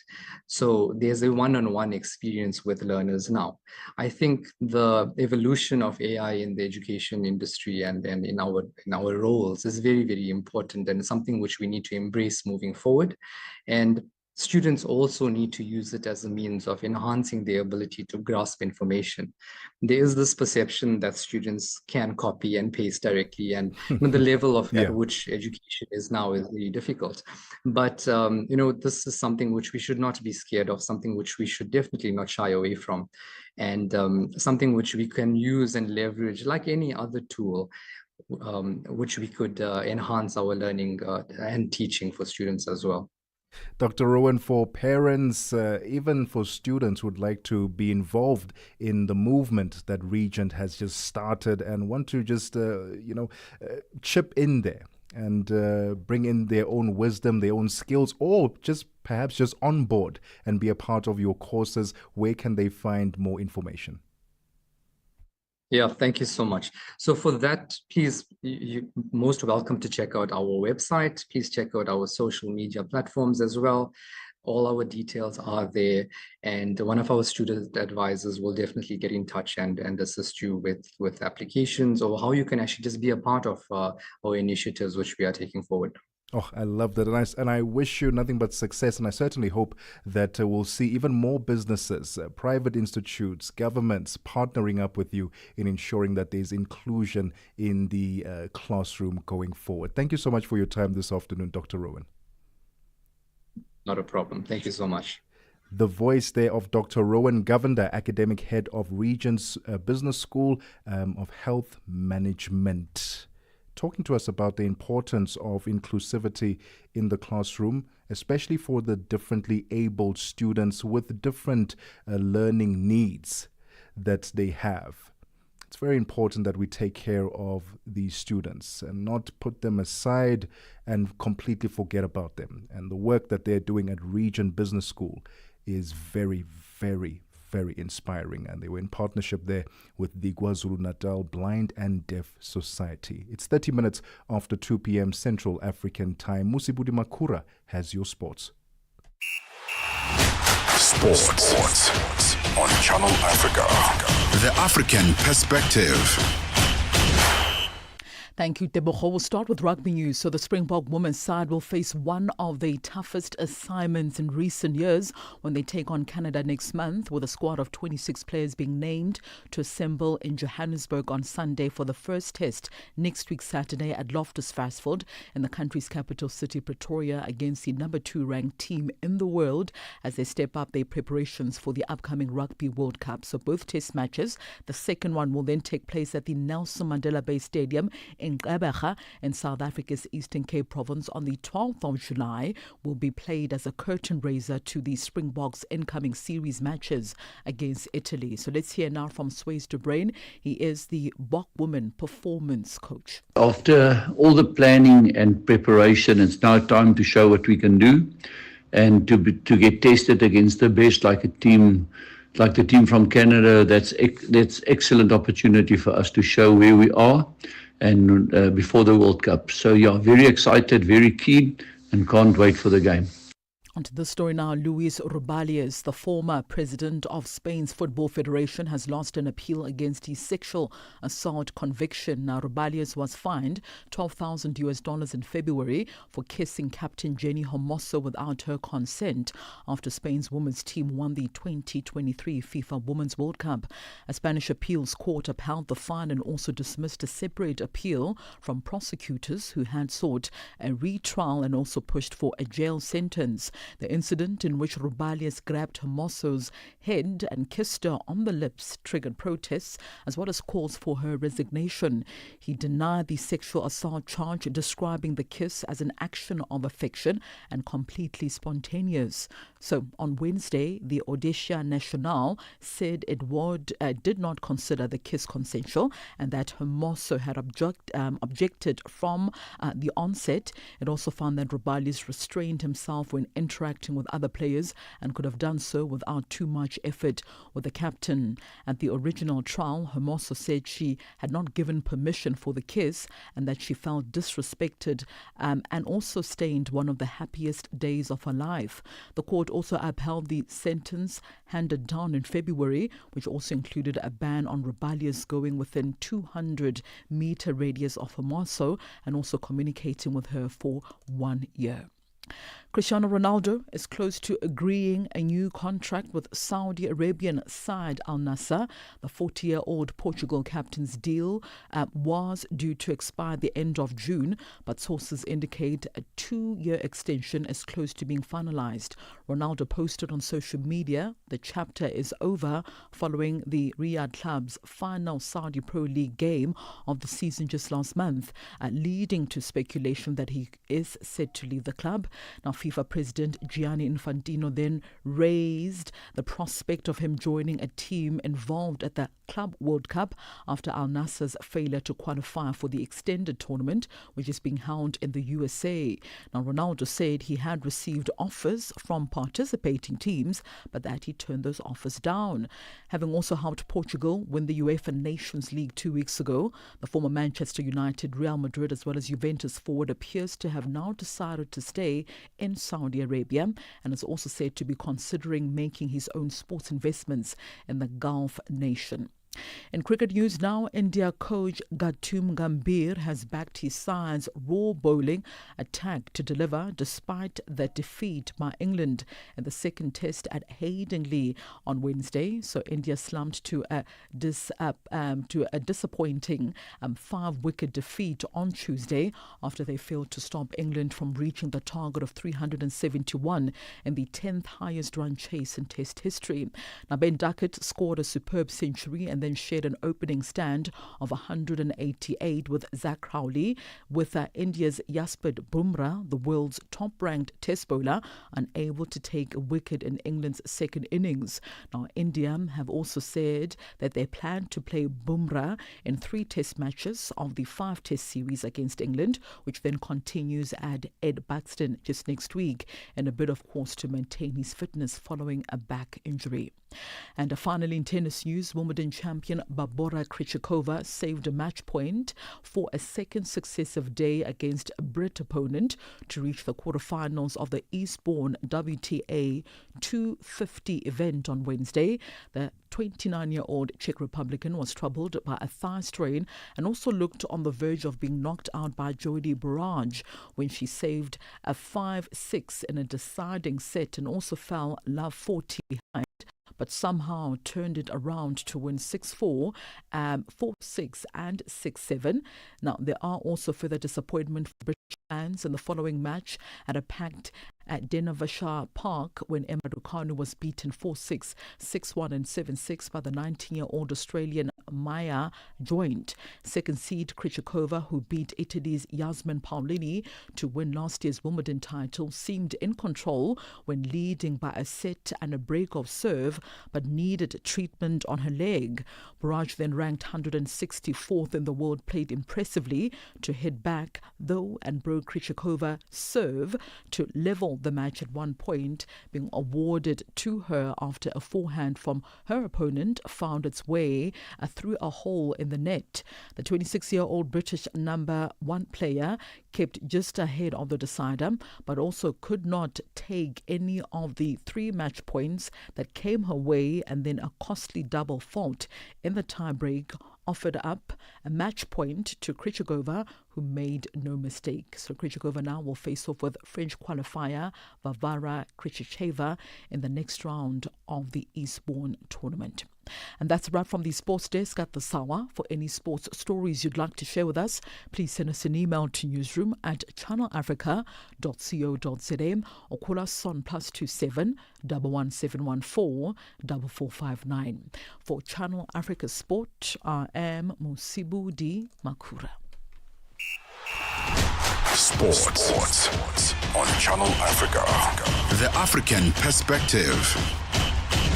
Es-tu préoccupé par quelque chose? Es-tu passionné par les questions qui comptent? As-tu une voix qui mérite d'être entendue?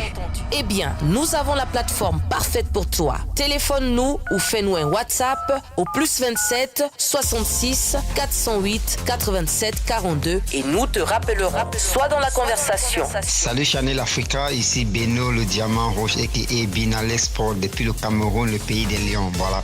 Sois dans la conversation. Il ne s'agit pas seulement de parler, mais c'est ta chance d'exprimer ton point de vue, de partager tes opinions et de t'engager avec une communauté qui valorise ton avis. Suivez-nous sur les réseaux sociaux, visitez notre site www.channelafrica.co.za et préparez-vous à partager vos points de vue sur Channel Africa, la perspective africaine.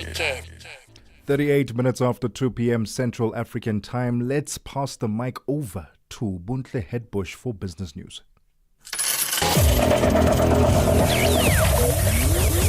Business news on Channel Africa. The African Perspective. Thanks, Tebogo. Good afternoon. In our top story at this hour, the African National Congress Provincial Task Team in South Africa's KwaZulu-Natal province says saving Ithala Bank was top priority following their appointment in February this year. Party coordinator Mike Mabuya-Kulu says the bank has for decades played a vital role in supporting the livelihoods of the most vulnerable and historically marginalized communities in the province. The looming threat of liquidation of the bank has been averted after a high-level political agreement between KZN ANC leadership and the national government. Following discussions with the Finance Minister Enoch Godongwana, it was confirmed that the bank will be preserved and all customer deposits fully guaranteed. Mabuya Kulu explains what the agreement means. The payment administrator had already started the process that it would be actually repaying those depositors. And it could only be those who would deposit their money up to 100,000. What this actual agreement says is that the minister then guarantees the depositors, all of the depositors. Because we have already had a decision that Ithala could operate and open its operation, we are simply saying this now gives certainty. The only thing that is remaining going forward is how do we reposition Ithala as a better financial institution for the future. South Africa has recorded foreign direct investment inflows of more than $661 million in the first quarter of 2025, higher than inflows of just over $422 million in the fourth quarter of last year. The South African Reserve Bank said in its quarterly bulletin released today that the inflows were due to non-resident parent entities increasing their equity investment in domestic subsidiaries. Portfolio investment recorded outflows of just over $3 billion in January to March, compared with inflows of $1.88 billion in October to December 2024. The central bank says the outflows were mainly due to non-resident net dispersal of domestic equity securities and the redemption of an international bond by a public corporation. The Mayor of Cape Town in South Africa, Jordan Hill-Lewis, has delivered the city's revised 2025-26 budget at a council meeting this morning. This follows complaints from the public with the budget that was tabled earlier this year that included, amongst others, tariffs and rate increases, as well as rebates for pensioners. Cape Town Mayor Jordan Hill-Lewis says relief measures include the extension of the first $25,000 free benefit to all properties valued up to almost $400,000. Hilo says this extends to pensioners as the qualifying threshold was increased from $1,500 incomes monthly. He says electricity prices will also bring relief as customers will now pay less to consume electricity from the 1st of July. Our budget asks a little more from those who can afford it while protecting basic services for those who can't afford it. The budget was largely welcomed by lower income residents, and we've managed to lower some of the increases, especially for the middle class residents. So in the end, we've managed to build broad support for the budget across the city. We are very pleased that we've managed to protect our full infrastructure investment program and our full safety investment of over 700 new officers spread across every ward in the city. Those were really the two main features of the budget. More infrastructure for a better city and more investment for a safer city. The World Bank and the United Nations nuclear watchdog have launched a new agreement to cooperate on the safe development and financing of nuclear power for developing countries, including extending the life of existing reactors. World Bank President AJ Banga and International Atomic Energy Agency Director General Rafael Grossi were due to sign the Memorandum of Understanding in Paris that's part of the bank's return to nuclear energy financing. Tracy Bumgard reports. In a statement, the IAEA and the World Bank said that they agreed to work together to build knowledge in the nuclear field, including expanding the World Bank understanding of nuclear safety, security, energy planning and waste management. And the institutions also said they would work together to extend the lifespan of existing nuclear power plants as a cost-effective source of low-carbon power and accelerate the development of small modular reactors. Oil prices are steady today after erasing earlier gains as investors remain cautious about the Iran-Israel ceasefire, while also shifting focus to market fundamentals. Brent crude futures fell 11 cents or 0.2% to $67.57 a barrel this morning. U.S. West Texas Intermediate crude fell 8 cents or 0.1% to $64.84 a barrel. Analysts say oil prices are likely to follow equity markets lower this morning, and that investors will most likely shift their focus back to macroeconomics and oil balances while also continuing to watch the Israel-Iran truce. And now taking a look at our indicators this afternoon, $1 in Nigeria is trading at 1,000 naira 548. In Botswana, it's 13 pula 27. Kenya, the dollar is trading at 128 shilling 56. And Zambia, 23 kwacha 39. Moving to the BRICS countries, $1 in Brazil is trading at 5 rial 53. Russia 78 rubles 26. India, it's 85 rupees 98. China 7 yuan 17. And South Africa $1 is trading at 17 rand 75 cents. $1 is trading at 73 pence to the British pound and 86 to the euro.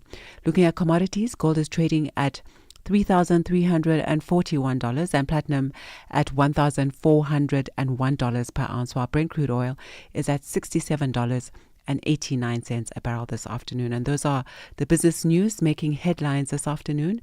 For any business stories you'd like to share with us, please send an email to newsroom@channelafrica.co.za or call us on +2711 714 4459. For Channel Africa Business, I am Bontle Hedbush.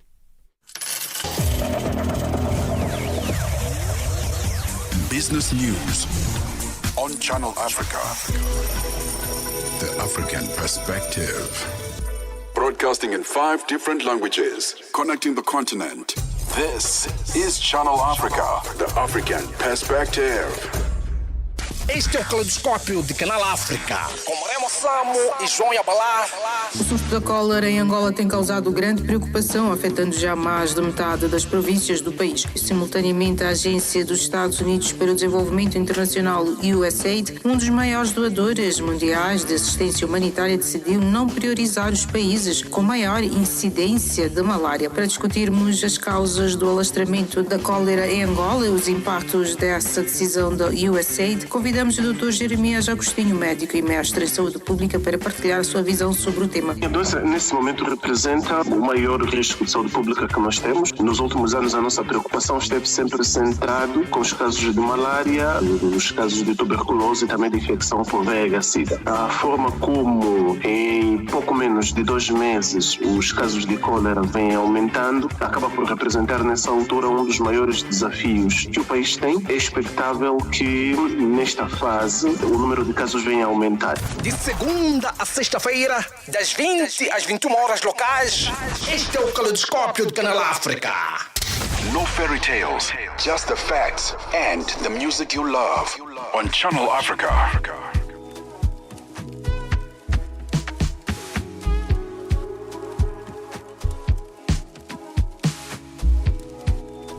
The Upside. On the Upside, your voice matters.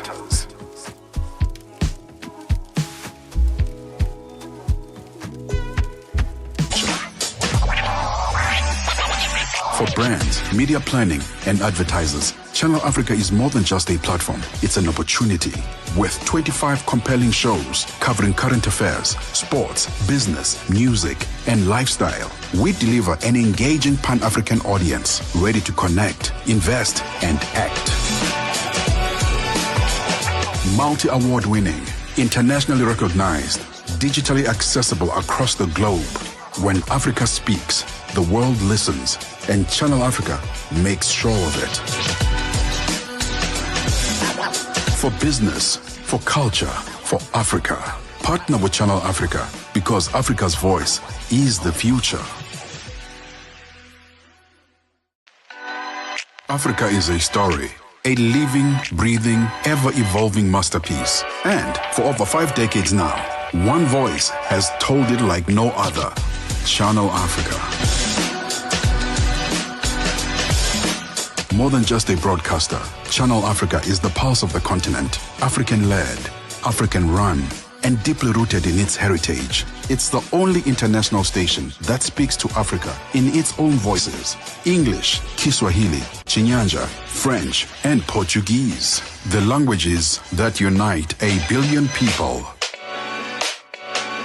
We have been there through every shift, every milestone, and every triumph. Not just reporting history, but shaping the conversations that define Africa's future.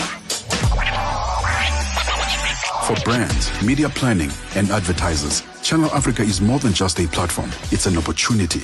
With 25 compelling shows covering current affairs, sports, business, music, and lifestyle, we deliver an engaging Pan-African audience ready to connect, invest, and act. Multi-award winning, internationally recognized, digitally accessible across the globe.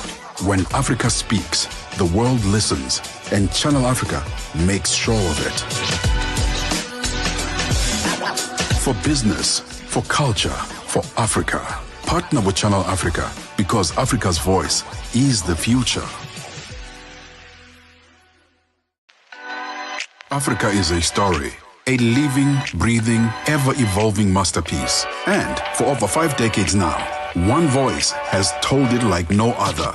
Channel Africa. More than just a broadcaster, Channel Africa is the pulse of the continent, African-led, African-run, and deeply rooted in its heritage. It's the only international station that speaks to Africa in its own voices: English, Kiswahili, Chinyanja, French, and Portuguese. Here on The Upside, thank you so much for tuning into the show this afternoon on Channel Africa, The African Perspective. Join us live on our social media platform where you can stream the show at Channel Africa on Facebook and YouTube. What caught your eye is coming up next. It's 10 minutes before 3 p.m. Central African Time. The Midnight Snack, every Monday, 12 to 3 a.m. with Tebogo Lekhuleni.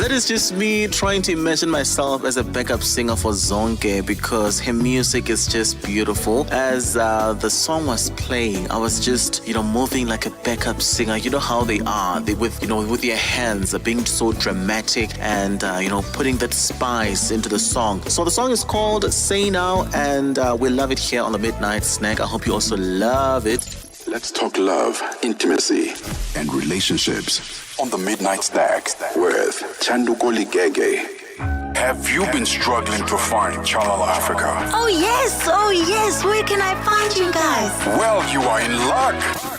Warning, radioactive zone detected. Listen to the African perspective on our brand new SABC Plus app. Download the fresh and easy to use app from sabcplus.com or the Google Play Store and the Apple App Store. Or just command your phone to find SABC Plus on your phone and check out all this good stuff. And that's where you will find Channel Africa, the African perspective. Oh yes, this is fresh and easy. Let the Upside transport you from Cape to Cairo every weekday from 2 to 5 p.m. Central African Time. It's 8 minutes before 3 p.m. Central African Time. It's time for What Caught Your Eye. And for this, we are joined by our phenomenal producer, Nombuyiselo Tango. Good afternoon. How are you? I am good. And yourself? Can't complain. Before we get into the What Caught Your Eye, I've got a quick Upside quiz for you. And it's for the listeners at home. If you think you know the answer, send us your response +27 634 06 9126. What is the largest lake in Africa? A, the Nile River, B, Lake Malawi, C, Lake Victoria, or D, Lake Tanganyika? If you think you know the answer, send through that response on WhatsApp +27 634 06 9126. We just know that Nile River. River. Cannot be. That one. For someone else, it might not be that Let's obvious. just call it Nile Lake. The Nile Lake. For someone else, it might not be that obvious. So if you think you know the answer, send us your answer on our WhatsApp line. What caught your eye this afternoon? It's Kenya. Again. And it's a continuation of the story that we talked about last week, if I'm not mistaken. Yeah. And it has been reported that 16 people have died regarding the protest that is currently taking place in Kenya, Nairobi. And this is a nationwide anti-government protest. A lot of people have been injured, and most of them reportedly have been injured by police. This is from rubber bullets.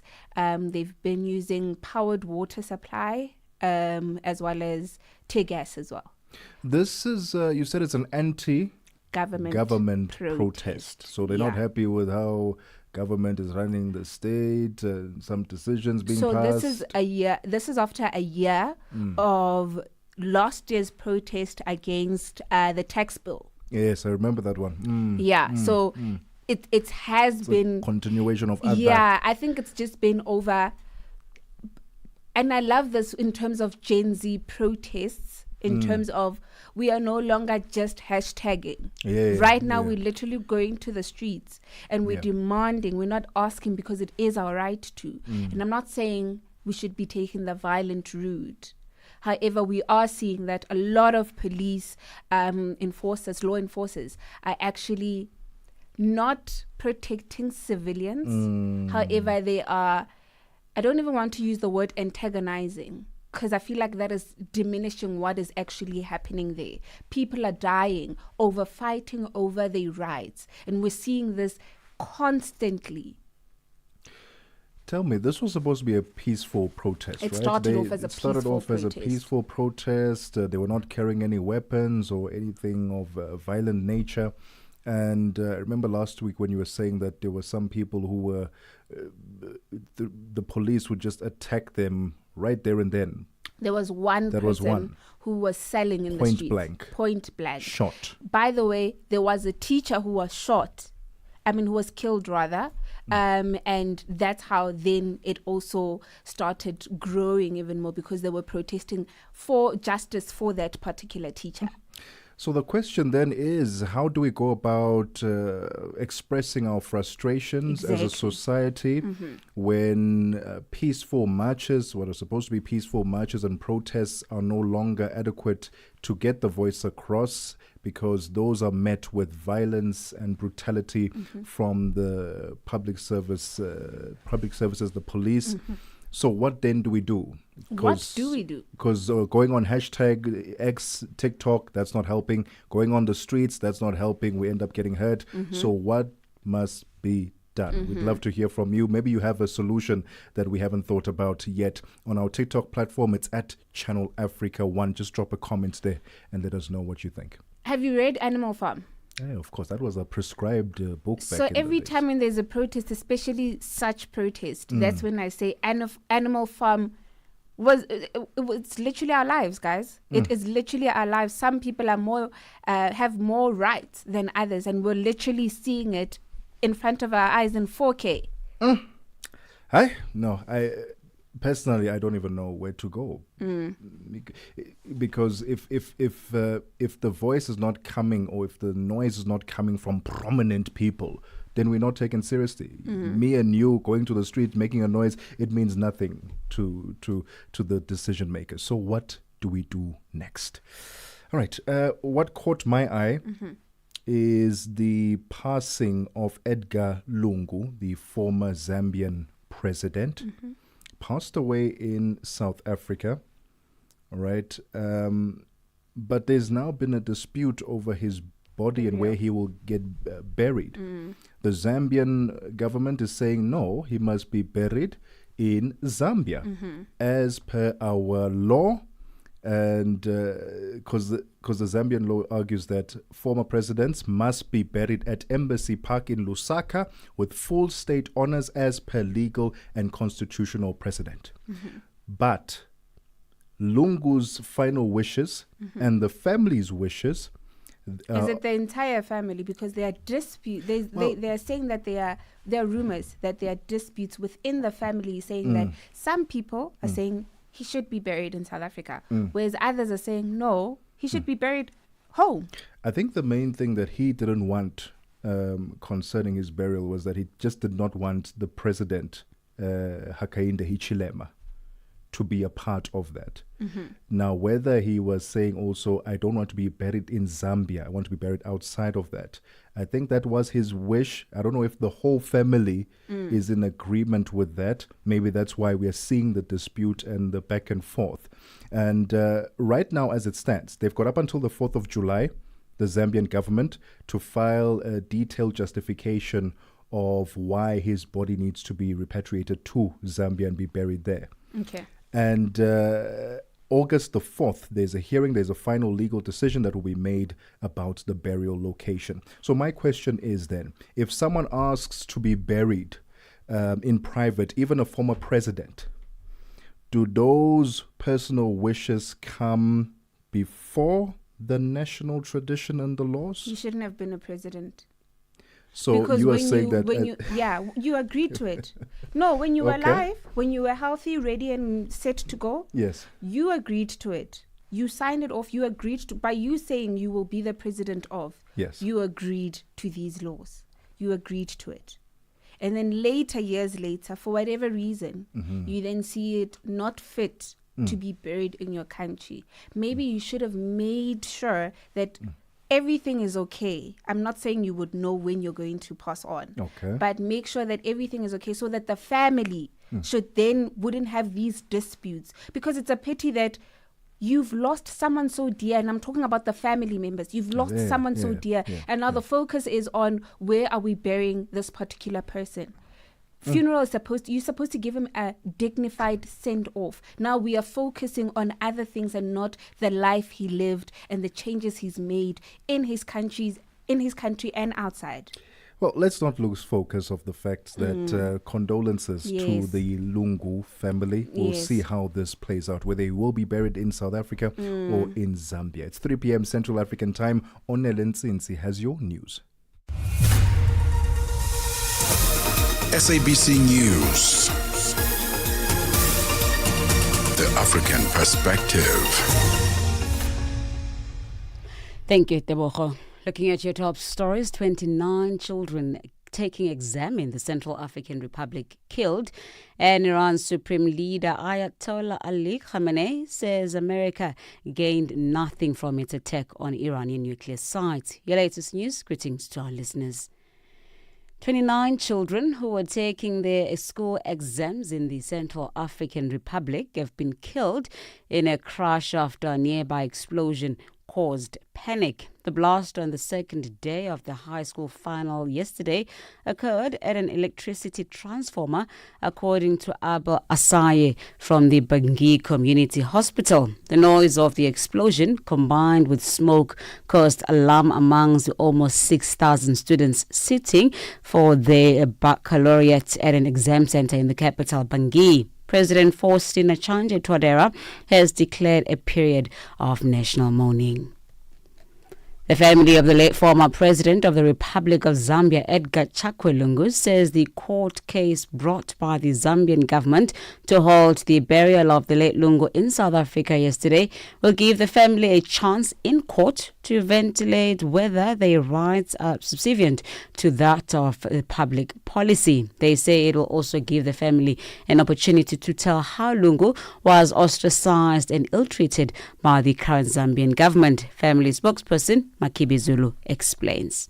He was a person that was betrayed by the system, cast aside by the system, and now in his death they wish to come back and pretend as though they took care of him, pretend as though they were good to him, when in fact he never did. And taking him back home, it so appears, will not give him a dignified burial.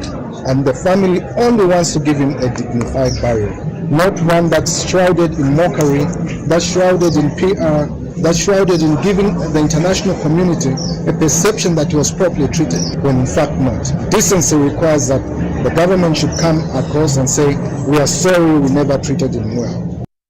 Meanwhile, South Africa's minister in the presidency, Khumbudzo Ntshabeni, says cabinet has urged both the government of Zambia and the family of the former president Edgar Lungu to use the interdict granted by the court yesterday to find each other and to ensure that Lungu gets a dignified funeral. Cabinet has noted the judgment of the High Court of Pretoria interdicting the burial of the late President Lungu in South Africa after mutual agreement by the parties. Cabinet urges both the Lungu family and the government of Zambia to use the opportunity granted by the High Court to find each other to ensure a dignified burial of the late president in accordance with the honors befitting a state president. South Africa's Democratic Alliance Party Federal Executive Council Chairperson Helen Zille has convened an urgent meeting of the party's FedEx following the sacking of the Deputy Minister of Trade, Industry and Competition, Andrew Whitfield. While the official reason for Whitfield's firing has not been disclosed by the presidency, it is understood that this could be linked to the party's deployee making an unauthorized overseas trip. The FedEx will meet later today to deliberate on the status and composition of the government of national unity in light of the recent development. The outcome will be made public after the meeting. Iran's Supreme Leader Ayatollah Ali Khamenei says America gained nothing from its attacks on Iranian nuclear sites. His comments come 2 days after a ceasefire ended a 12-day war between Iran and Israel. Israeli strikes on Iran killed at least 627 civilians. This is according to Tehran's health ministry. Iran's attacks on Israel has reportedly killed 28 people, an unconfirmed figure due to an Israel ban on the release of information relating to the 12-day war. The BBC's Will Vernon reports. In a video message shown on state TV, Ayatollah Khamenei congratulated the people of Iran on what he called victory over the Zionist regime. He praised the Iranian armed forces for breaching Israel's defenses, saying the country was brought to its knees. The Supreme Leader also confirmed that US forces had attacked his country's nuclear facilities on Sunday, but claimed they failed to achieve their objective and accused President Trump of exaggerating what had been done. The Ayatollah offered more congratulations for Iran's retaliatory attack on a US base in Qatar 3 days ago, which he called a significant event. Recapping on your top stories, 29 children who were taking the school exam in the Central African Republic have been killed in a crash after a nearby explosion caused panic. The noise of the explosion combined with smoke caused alarm amongst the almost 6,000 students sitting their baccalaureate at an exam center in the capital, Bangui. For any news stories you'd like to share with us, please send us an email to newsroom@channelafrica.co.za or call us at +27 11 714 4459. Channel Africa News, I'm Onele Ntsinzi.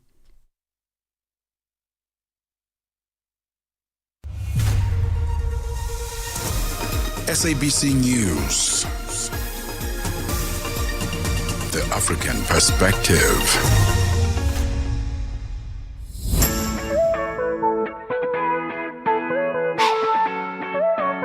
This is Channel Africa. Africa has a voice, and that voice is Channel Africa. It keeps you in motion, speaking, singing, questioning, rising. Wake up with Rise and Shine 6 till 9. Peter and Asanda as they bring you breaking news, sharp analysis, and the voices that shape the day. At mid-morning, we get on the move with Palisa and Benjamin, digging into the African lifestyle, people, and the things that make Africa smile. 12 till 1, Africa Update with Lulu Kabu, getting in-depth, powerful stories, and the perspective you won't hear anywhere else. The Upside, 1 till 4, live and real, with Tebogo Lekhuleni and Nompumelelo Ngubeni. Tame Ngubeni talks money, Africa in business, 4 till 5 p.m. 5 till 6, we put on a little bit more color. Vue d'Afrique with Joel Moteba. We go to East and Central Africa and find Darubinia Africa with I Am Shakif. Madapiri gives us some life. Zochi Tika, 7 till 8 p.m. Maria Mokumalo comes in 8 till 9. We get some useful knowledge. 126. Well, in this hour, we get into conversation with the founder of Freckle Eyewear, where we look at luxury through a local lens. This is now fashion meeting identity and distinction.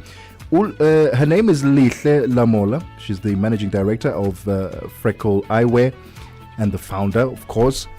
In 2019, Airports Company South Africa recognized Lihle with the Feather Award for Best Performing Retail Service Provider. We're going to pick her brain a bit about how we go about choosing the right eye care, sunglasses, and especially the sunglasses that are of a luxury nature, of a fashion statement. I said earlier during the throw forward with Lulu Kabu that I don't own sunglasses, but if I am going to own a sunglass, it must be one from Freckle Eyewear. They have an incredible range, and maybe my first one will be from them. Here's my quiz for you this afternoon, the Upside quiz. What is the largest lake in Africa? What is the largest lake in Africa? A, the Nile River. B, Lake Malawi. C, Lake Victoria. Or D, Lake Tanganyika. If you think you know the answer, send me a voice note, +27 63 406 9126, or a WhatsApp. You can text it. Alternatively, you can comment below on our live streams at Channel Africa on Facebook and YouTube. What is the largest lake in Africa? A, the Nile River. B, Lake Malawi. C, Lake Victoria. Or D, Lake Tanganyika. Welcome to the final hour of The Upside. It's 10 minutes after 3 p.m. Central African Time. Mix Vibration sur Channel Africa. Révérend Dr Allen. Je suis très heureux d'être de la partie ce soir et bonjour à tous nos auditeurs. Je rappelle que pour les intimes, il vous appelle bien sûr BMB. Aujourd'hui, nous parlons courage sur Mix Vibration. Comment définissez-vous le terme courageux? Ça vient du latin corps, qui veut tout simplement exprimer la bravoure, la force de l'âme ou encore la virilité, le héroïsme que quelqu'un peut avoir en face de difficultés, en face de problèmes, en face de défis. Mix Vibration, tous les dimanches de 18h à 19h, temps universel. June is Youth Month in South Africa. Celebrate Africa's young voices with us. Channel Africa, the African perspective. The Upside, taking the African perspective to fresh levels. 9 till 10, we take a look in Africa and beyond. Africa World Hour with Sipiso Makwetla. And we close it up with some love. The Hotlines with Shailen Dikumana. 10 till 12 p.m. on Channel Africa. Across borders, across time zones. On air, online. This is Channel Africa. Africa has a voice, and that voice is Channel Africa. It keeps you in motion, speaking, singing, questioning, rising. Wake up with Rise and Shine 6 till 9. Peter and Asanda as they bring you breaking news, sharp analysis, and the voices that shape the day. At mid-morning, we get on the move with Palisa and Benjamin, digging into the African lifestyle, people, and the things that make Africa smile. 12 till 1, Africa Update with Lulu Kabu, getting in-depth, powerful stories, and the perspective you won't hear anywhere else. The Upside, 1 till 4, live and real, with Tebogo Lekhuleni and Nompumelelo Ngubeni. Tame Ngubeni talks money, Africa in business, 4 till 5 p.m. 5 till 6, we put on a little bit more color.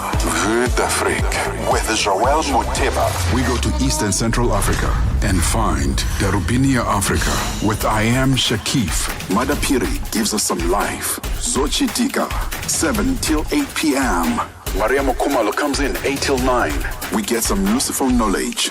Kalodiscopia. 9 till 10, we take a look in Africa and beyond. Africa World Hour with Sipiso Makwetla. And we close it up with some love. The Hotlines with Shailen Dikumana. 10 till 12 p.m. on Channel Africa. Across borders, across time zones. On air, online. This is Channel Africa.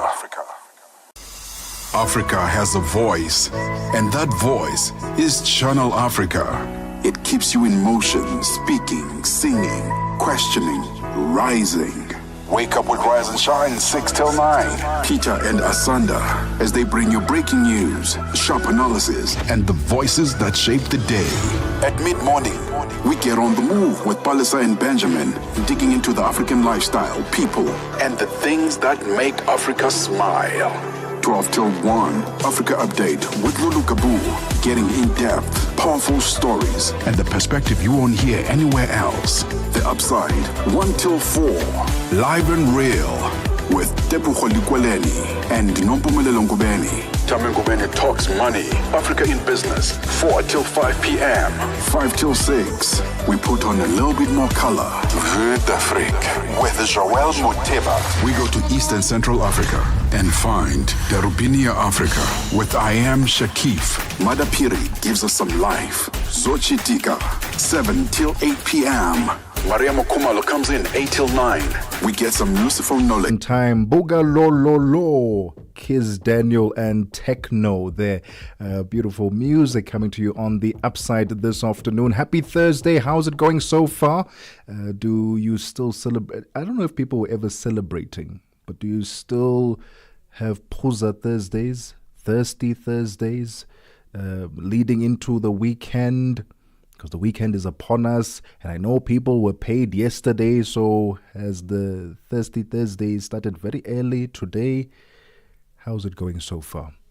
And, in actual fact, I asked a question yesterday and earlier today. I said, when you get paid, what do? Do you spoil yourself first, or do you pay the bills? What do you do? Let me know. +27 63 406 9126. Well, in a world of luxury, every detail matters. And in the world of freckle eyewear, the founder Lihle Lamola is changing the way South Africans see style With 2 decades of business expertise and a strong global fashion foundation, Lehle's boutique isn't just selling designer sunglasses, it's curating an entire lifestyle. Freckle Eyewear is more than just a retail brand. It represents Lehle's vision for elegance, authenticity, and modern sophistication in eyewear. Under her guidance, the boutique has become a trusted name for those seeking premium designer sunglasses that balance classic taste with contemporary style. She joins us now on the line. Lehle, thank you so much for your time and welcome to The Upside. Thank you so much, Tebogo, and good afternoon. Let's start with understanding and getting to know the brand behind the brand. Let's get to know you a bit better. Where did your journey into not just the retail space, but in business, where did it begin for you? My career actually started in business development. So couple that with my academic background, it provided me strong understanding of business management. So that whole entire experience, taught me the value of strategic thinking, your financial discipline, as well as your customer service. So I'll say the foundation was really in those early days of business management. It's one thing to go from business development and work in retail space. It's a completely different ball game to then say, I am going to start my own boutique. I am going to step into the entrepreneurial route. What was the turning point for you that made you say it, or that made you say, I can also do this? Well, I'll say that it was my love for passion, my love for fashion. From early childhood, I've always followed fashion trends. So a decade ago, I left corporate and I was just thinking, what else can I do outside corporate? And then I ventured into business. And fashion was an obvious choice.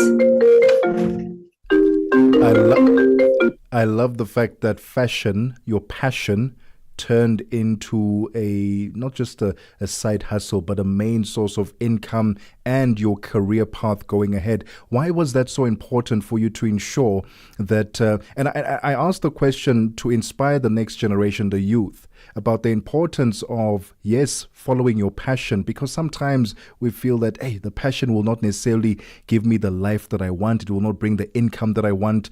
Something must have switched in you and made you think, actually, yes, it's a passion, but I can turn it into a business as well. And do you think that that education that you had helped you bridge that gap a lot quicker? Yes, indeed, it did. And also, I'm not going to underplay my experience in corporate. That also helped me. But during that time, when I was busy doing my research, trying to transition from corporate into entrepreneurship, I noticed a gap in the market, more especially the eyewear market, that it was monopolized and there was little focus in the luxury into luxury experiences. So I wanted to create a brand that bring about that luxury experience, an exclusive and the unique brand that celebrate your fashion forward eyewear as a lifestyle fashion statement.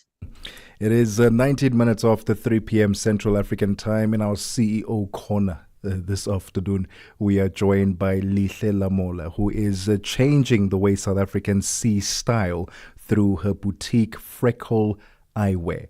We'll ask her some more questions concerning the product itself, the range, and also the kind of customers and clients that she gets on a typical basis, because I would imagine these are people who care about fashion, what they look like, and not just what they look like, where is this fashion sourced from? Many South Africans, many Africans are now starting to consume a lot more proudly local brands, and she is one of them. It's 20 minutes after 3 p.m. Central African time. We continue the conversation right after this. Stella Longwe, Pamalonje.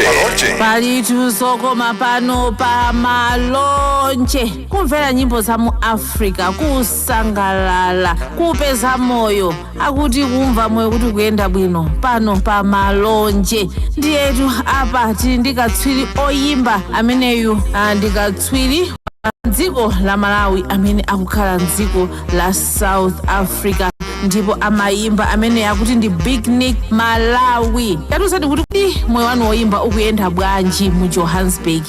Moyo woyimba ukuyenda bwino kwambiri. Chiliyonse chikutheka ndithu bwino. Ayi aziwoneka yonse chikutheka mofa magrasi anu apa mwaka.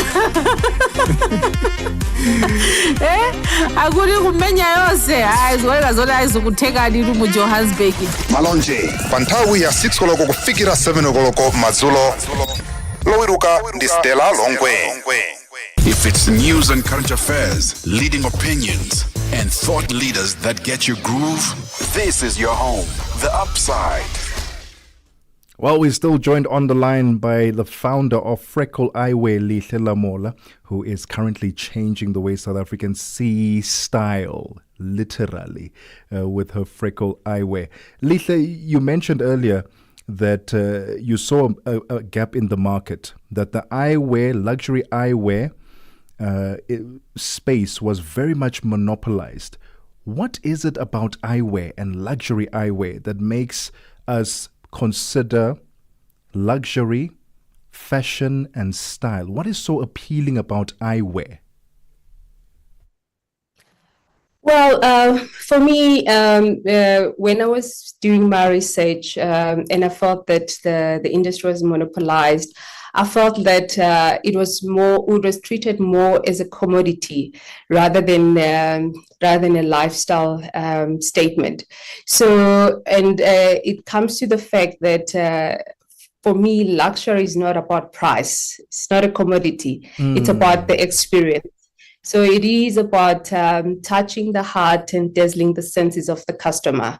So the customer has to feel exclusive, has to feel unique. So meaning that your space where you're retailing, the product offering together with the customer service, it encompasses that whole luxury experience. Lihle, would you say that every human being, if you are into fashion, if you're into style, you must own a quality luxury eyewear or sunglasses? Is that a must? I ask because I don't have one myself. So then maybe people might think, hey, I'm not into fashion. Is it a must-have accessory? Well, for the luxury consumers, I'll say yes. And the nice thing about the eyewear is that it's the cheapest way of getting into the luxury space. We're talking about the bags that at the current times are retailing for over 100,000. And if you compare it to the eyewear space, you can still wear that Gucci at less than 10,000 rands. So yes, for luxury consumers, I will say it is the entry point into luxury. But for an ordinary person, I would still say, even though it cannot be just luxury, but there is an importance of wearing sunglasses, more especially for us in Africa under harsh conditions. We always need to protect our eyes. How do you then go about sourcing brands and styles that align with your vision of elegance, authenticity, and sophistication, but also that aligns to the customer's needs? Well, I've got over a decade in retail, so we know what we normally do is to follow international fashion trends while keeping also a close eye on our retail data, because our retail data is the indicator that tells us how our business is doing. It helps us with the forecasting. It helps us introduce new brands as well as refining our assortment. So keeping abreast with the current trends while also analyzing internally your performance is very crucial.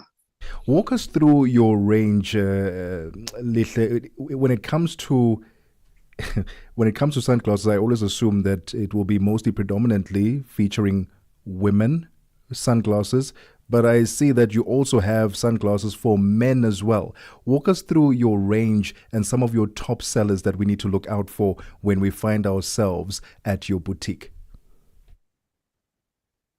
Well, our business model encompasses three different categories of sunglasses, namely your luxury sunglasses, your fashion sunglasses, and your lifestyle sunglasses. So under your luxury segment, we're talking about your Chopard, your Cartier, your Bulgari, and the likes. And then we have your fashion category, which will be your Gucci, your Tom Ford, and all of these categories, they have your male and female sunglasses, as well as the unisex sunglasses. And then we have the lifestyle category, which encompasses mostly the high performance, what you call high performance sunglasses for your athletes and your sport people.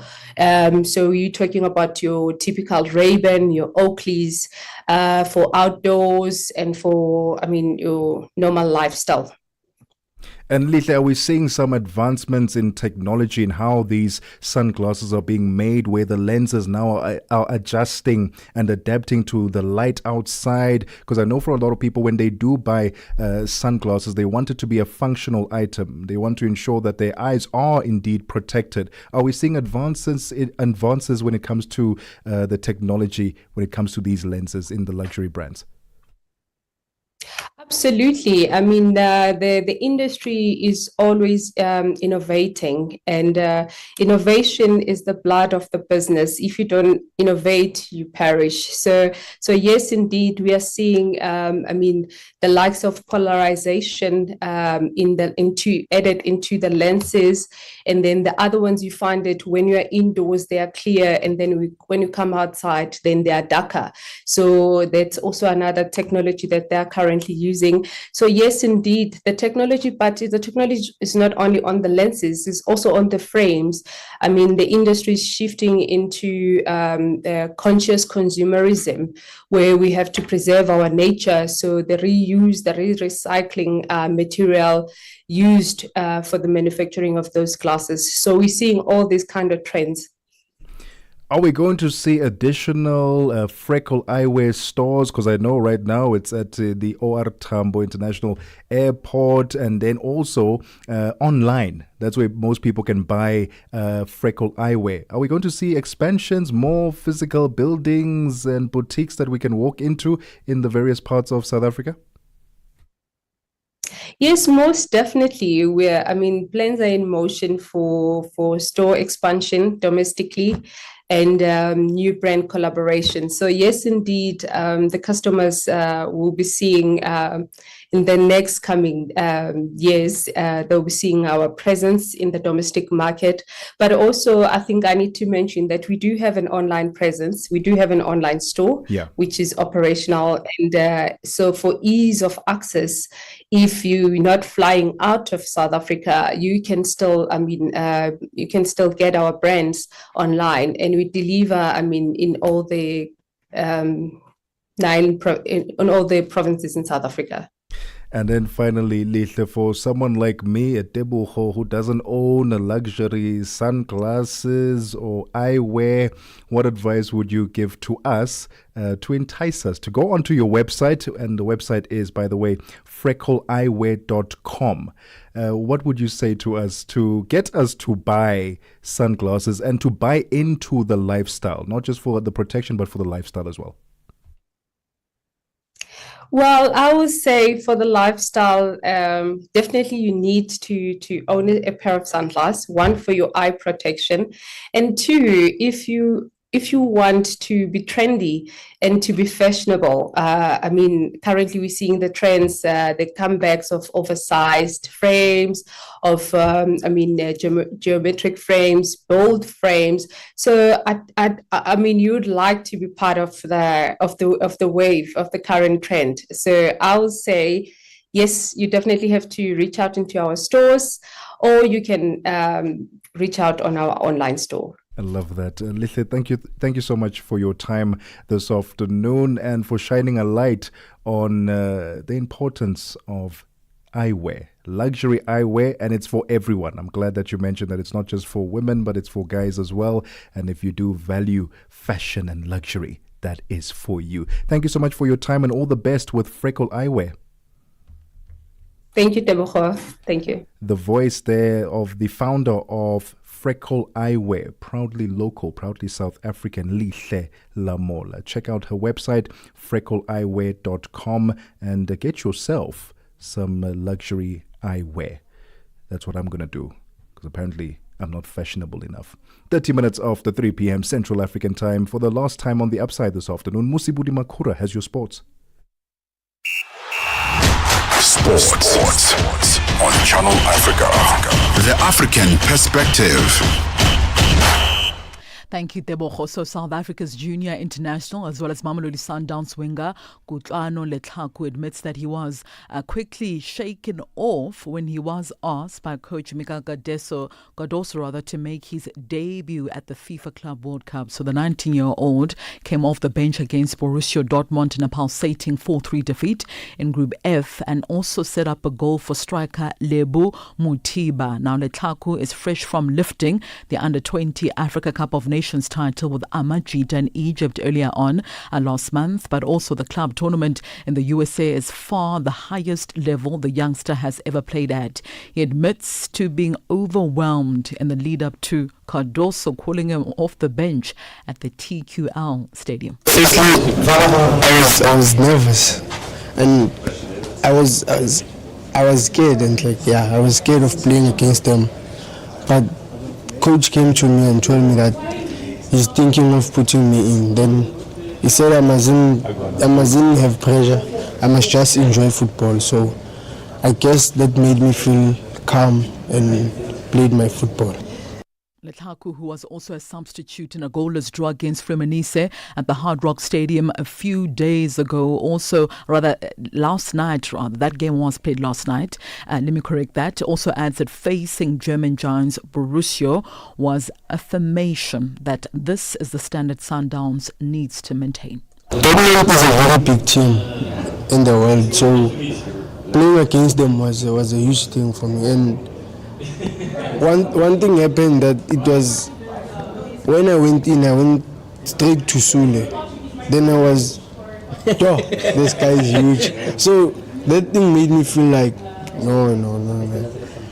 I have to work very hard to be here. So I think getting that assist was just cherry on top of the cake. So I must just be grateful.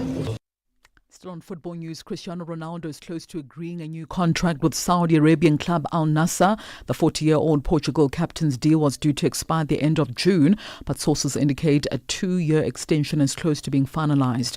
Ronaldo posted on social media just last month, and I quote, "This chapter is over," close quote, following the Riyadh club's final Saudi Pro League game of the season just last month, also leading to speculation he was set to leave. FIFA President Gianni Infantino then raised the prospect of him joining a team involved at the FIFA Club World Cup. Al Nassr's failure to qualify for the extended tournament, which is being held in the USA. Ronaldo, though, said he had received offers from participating teams, but he had turned those offers down. Having also helped Portugal win the UEFA Nations League 2 weeks ago, the former Manchester United, Real Madrid, as well as Juventus forward appears to have decided to stay in Saudi Arabia and is also said to be considering making his own sports investments in the Gulf nation. On to some rugby news now. The Springbok women's side will face one of their toughest assignments in recent years when they take on Canada next month, with a squad of 26 players named to assemble for camp in Johannesburg this Sunday for the first test, and then that first test to be played next week Saturday at Loftus Versfeld in Pretoria, the capital city, against the number 2 ranked team in the world as they step into their preparations for the Rugby World Cup later on this year. They'll play another test match at the Nelson Mandela Bay Stadium in Gqeberha on the 12th of July against the same opponent, and that will be a curtain raiser to the Springboks' incoming series matches against Italy. Let's hear now from Swayze de Brain. He's the coach of the Springbok women's side, the performance coach of this team. After all the planning and preparation, it's now time to show what we can do and to get tested against the best, like the team from Canada. That's excellent opportunity for us to show where we are and before the World Cup. So yeah, very excited, very keen, and can't wait for the game. And finally, India coach Gautam Gambhir has backed his side's raw bowling attack to deliver despite a defeat by England in the first test at Headingley. Now, India slumped to a disappointing 5-wicket defeat on Tuesday after they failed to stop England reaching the target of 371 in the 10th highest run chase in test history. Now, Ben Duckett scored a superb century and shared an opening stand of 188 with Zach Crowley, with India's Yashasvi Bumrah, the world's top-ranked fast bowler in Test cricket, unable to take a wicket in England's second innings. Now, India have said the only plan now to play Bumrah in 3 Test matches of the 5 Test series against England, which then will continue next week in a bid, of course, to maintain his fitness following a back injury that kept him out for quite some time. For any sports stories you'd like to share with us, our email address is newsroom@channelafrica.co.za or call us on +27 11714 4459. For Channel Africa Sport, I am Musibudi Makura.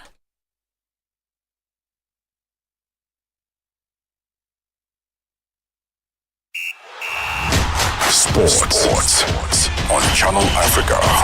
The African Perspective. Africa Update on Channel Africa.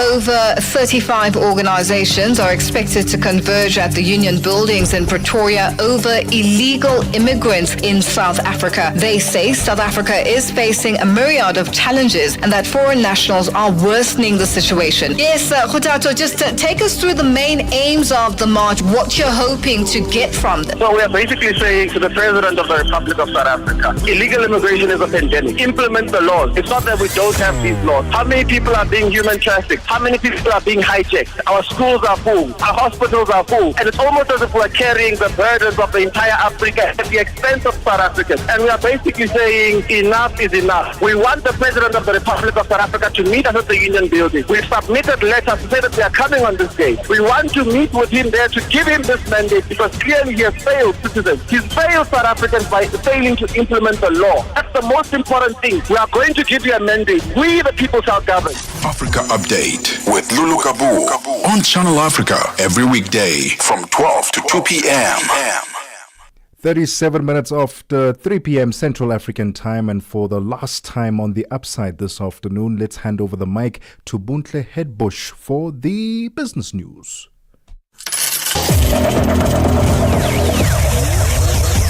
Business news on Channel Africa. The African Perspective. Thanks, Tebogo, and good afternoon. In our final business bulletin this afternoon, Sierra Leone will wait for the results of a recently launched offshore 3D seismic survey, its first in over a decade, ahead of potentially opening its next oil and gas licensing round later this year, a senior government official said today. This, as a West African country, seeks to be the region's newest oil and gas exploration frontier. Sierra Leone could potentially offer up to 60 offshore blocks in its 6th oil and gas auction round. The country has an estimated 30 billion barrels of oil equivalent recoverable offshore, including the large Vega prospect identified by Anadarko Petroleum previously, which has some 3 billion barrels of recoverable oil.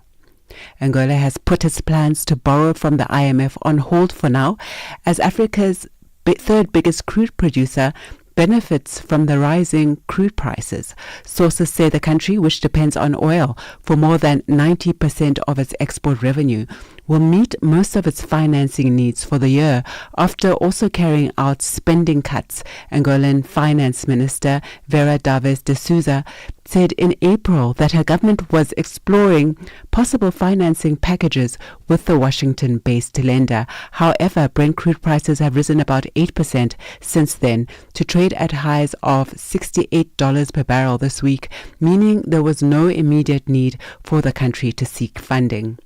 South Africa's Minister in the Presidency, Khumbudzo Ntshavheni, says government has noted concerns raised by various sectors of society regarding the almost $40 million suggested cost for the anticipated dialogue later this year. She says the said amount is yet to be considered by the government's finance and budgetary structures. Ntshavheni has, however, implored all South Africans to participate in the national dialogue, which will shape the country's future. Ntshavheni briefed members of the media on the outcomes of the cabinet meeting held yesterday.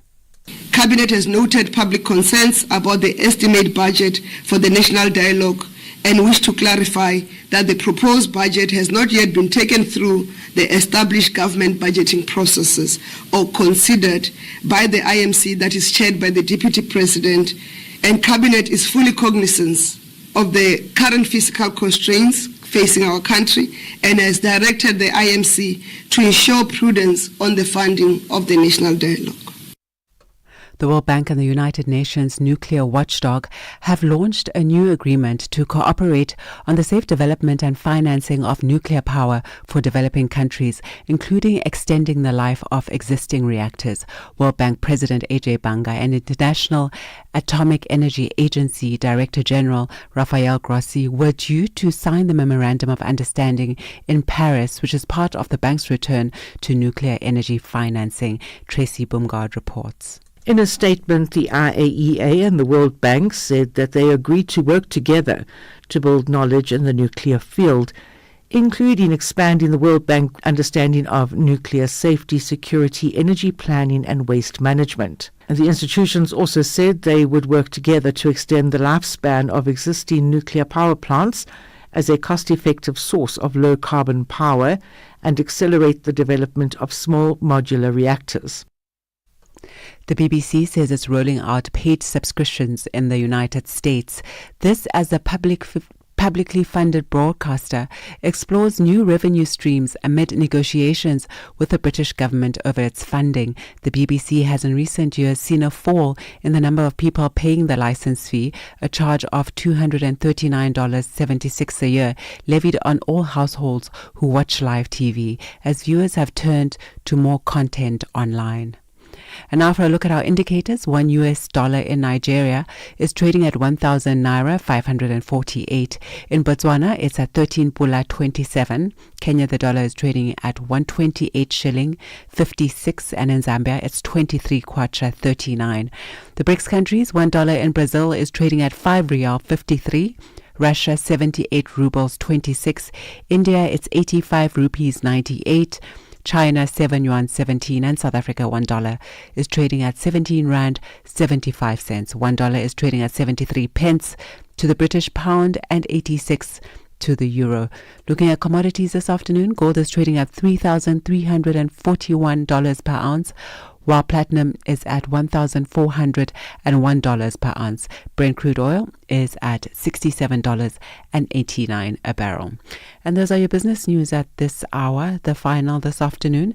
For any business stories you would like to share with us, please send us an email to newsroom@channelafrica.co.za or call us on +27 11 714 4459. For Channel Africa Business, I am Buntle Hedbush.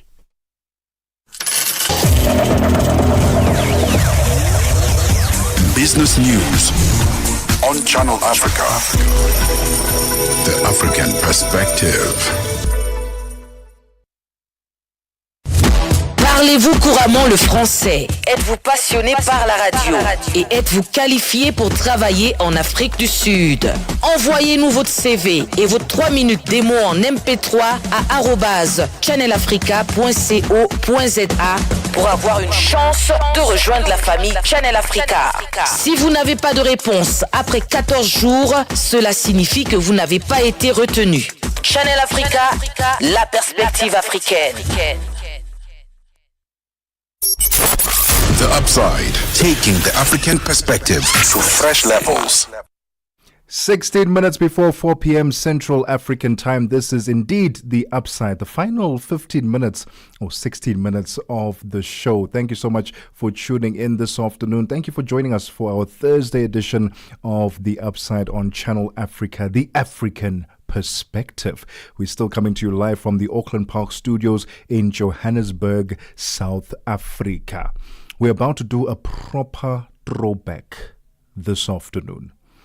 I'm pitting two groups, iconic Kwaito groups from South Africa, Trompies and TKZ, against each other with two songs.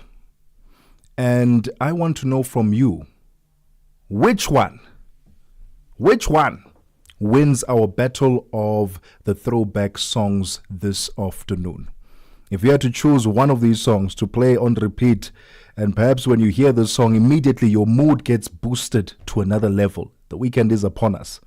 Your vote counts this afternoon.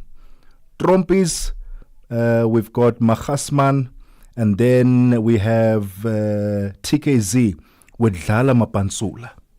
Those are our two songs. Your vote counts. Which song, which group takes it away this afternoon for our Throwback Thursday edition? I'm not going to waste any more of your time.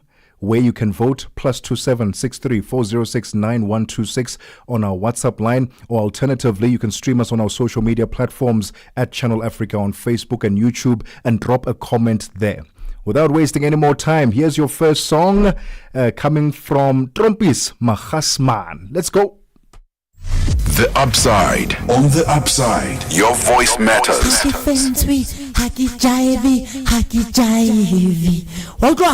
H. Kalodiscopia. 9 till 10. We take a look in Africa and beyond. Africa World Hour with Sipiso Makwetla. And we close it up with some love. The Hotlines with Shailen Dikumana. 10 till 12 p.m. on Channel Africa. Across borders, across time zones. On air, online. This is Channel Africa. Africa has a voice, and that voice is Channel Africa. It keeps you in motion, speaking, singing, questioning, rising. Wake up with Rise and Shine 6 till 9. Peter and Asanda as they bring you breaking news, sharp analysis, and the voices that shape the day. At mid-morning, we get on the move with Palisa and Benjamin, digging into the African lifestyle, people, and the things that make Africa smile. 12 till 1, Africa Update with Lulu Kabu, getting in-depth, powerful stories, and the perspective you won't hear anywhere else. The Upside, 1 till 4, live and real, with Tebogo Lekhuleni and Nompumelelo Ngubeni. Tame Ngubeni talks money, Africa in business, 4 till 5 p.m. 5 till 6, we put on a little bit more color. Vue d'Afrique with Joel Moteba. We go to East and Central Africa and find Darubinia Africa with I Am Shakif. Madapiri gives us some life. Zochitika, 7 till 8 p.m. Maria Mokumalo comes in 8 till 9. We get some useful knowledge. Kalodiscopia. 9 till 10. We take a look in Africa and beyond. Africa World Hour with Sipiso Makwetla. And we close it up with some love. The Hotlines with Shailen Dikumana. 10 till 12 p.m. on Channel Africa. Across borders, across time zones. On air, online. This is Channel Africa. Africa has a voice, and that voice is Channel Africa. It keeps you in motion, speaking, singing, questioning, rising. Wake up with Rise and Shine 6 till 9. Peter and Asanda as they bring you breaking news, sharp analysis, and the voices that shape the day. At mid-morning, we get on the move with Palisa and Benjamin, digging into the African lifestyle, people, and the things that make Africa smile. 12 till 1, Africa Update with Lulu Kabu, getting in-depth, powerful stories, and the perspective you won't hear anywhere else. The Upside, 1 till 4, live and real, with Tebogo Lekhuleni and Nompumelelo Ngubeni. Tame Ngubeni talks money, Africa in business, 4 till 5 p.m. 5 till 6, we put on a little bit more color. Vue d'Afrique with Joel Moteba. We go to East and Central Africa and find Darubinia Africa with I Am Shakif. Madapiri gives us some life. Zochitika, 7 till 8 p.m. Maria Mokumalo comes in 8 till 9. We get some useful knowledge. Kalodiscopia. 9 till 10, we take a look in Africa and beyond. Africa World Hour with Sipiso Makwetla. And we close it up with some love. The Hotlines with Shailen Dikumana, 10 till 12 p.m. on Channel Africa. Across borders, across time zones, on air, online. This is Channel Africa. Africa has a voice, and that voice is Channel Africa. It keeps you in motion, speaking, singing, questioning, rising. Wake up with Rise and Shine 6 till 9. Peter and Asanda as they bring you breaking news, sharp analysis, and the voices that shape the day. At mid-morning, we get on the move with Palisa and Benjamin, digging into the African lifestyle, people, and the things that make Africa smile. 12 till 1, Africa Update with Lulu Kabu, getting in-depth, powerful stories, and the perspective you won't hear anywhere else. The Upside, 1 till 4, live and real with Tebogo Lekhuleni, and the languages that unite 1 billion people. We have been there through every shift, every milestone, and every triumph. Not just reporting history, but shaping the conversations that define Africa's future. For brands, media planning, and advertisers, Channel Africa is more than just a platform. It's an opportunity. With 25 compelling shows covering current affairs, sports, business, music, and lifestyle, we deliver an engaging Pan-African audience ready to connect, invest, and act. Multi-award winning, internationally recognized, digitally accessible across the globe. When Africa speaks, the world listens, and Channel Africa makes sure of it. For business, for culture, for Africa, partner with Channel Africa, because Africa's voice is the future. Africa is a story. A living, breathing, ever-evolving masterpiece. And for over 5 decades now, one voice of the throwback songs this afternoon on The Upside. Here's fighter number 1, Trompis Mahasman. Here's our second fighter, TKZ, Dlala Mapansula. Who are you voting for this afternoon? Here comes your second song, Dlala Mapansula, TKZ. Let's go.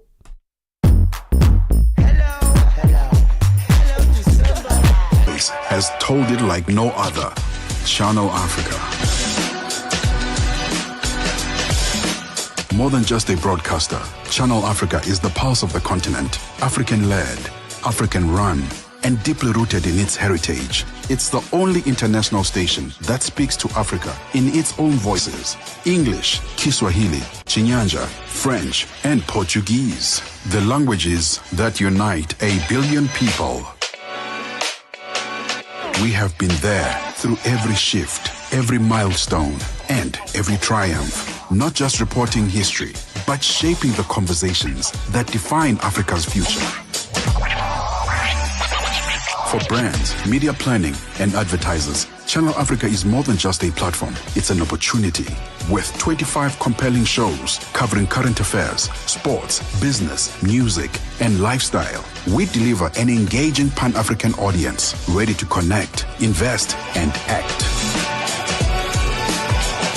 Multi-award winning, internationally recognized, digitally accessible across the globe. When Africa speaks, the world listens, and Channel Africa makes sure of it. For business, for culture, for Africa, partner with Channel Africa, because Africa's voice is the future.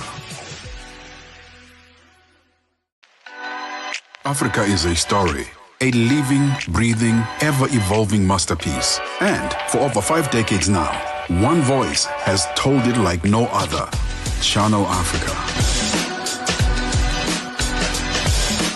More than just a broadcaster, Channel Africa is the pulse of the continent, African-led, African-run, and deeply rooted in its heritage. It's the only international station that speaks to Africa in its own voices: English, Kiswahili, Chinyanja, French, and Portuguese. The languages that unite 1 billion people.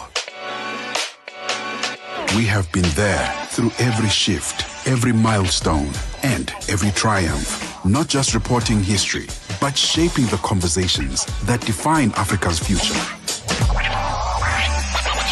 For brands, media planning, and advertisers, Channel Africa is more than just a platform. It's an opportunity.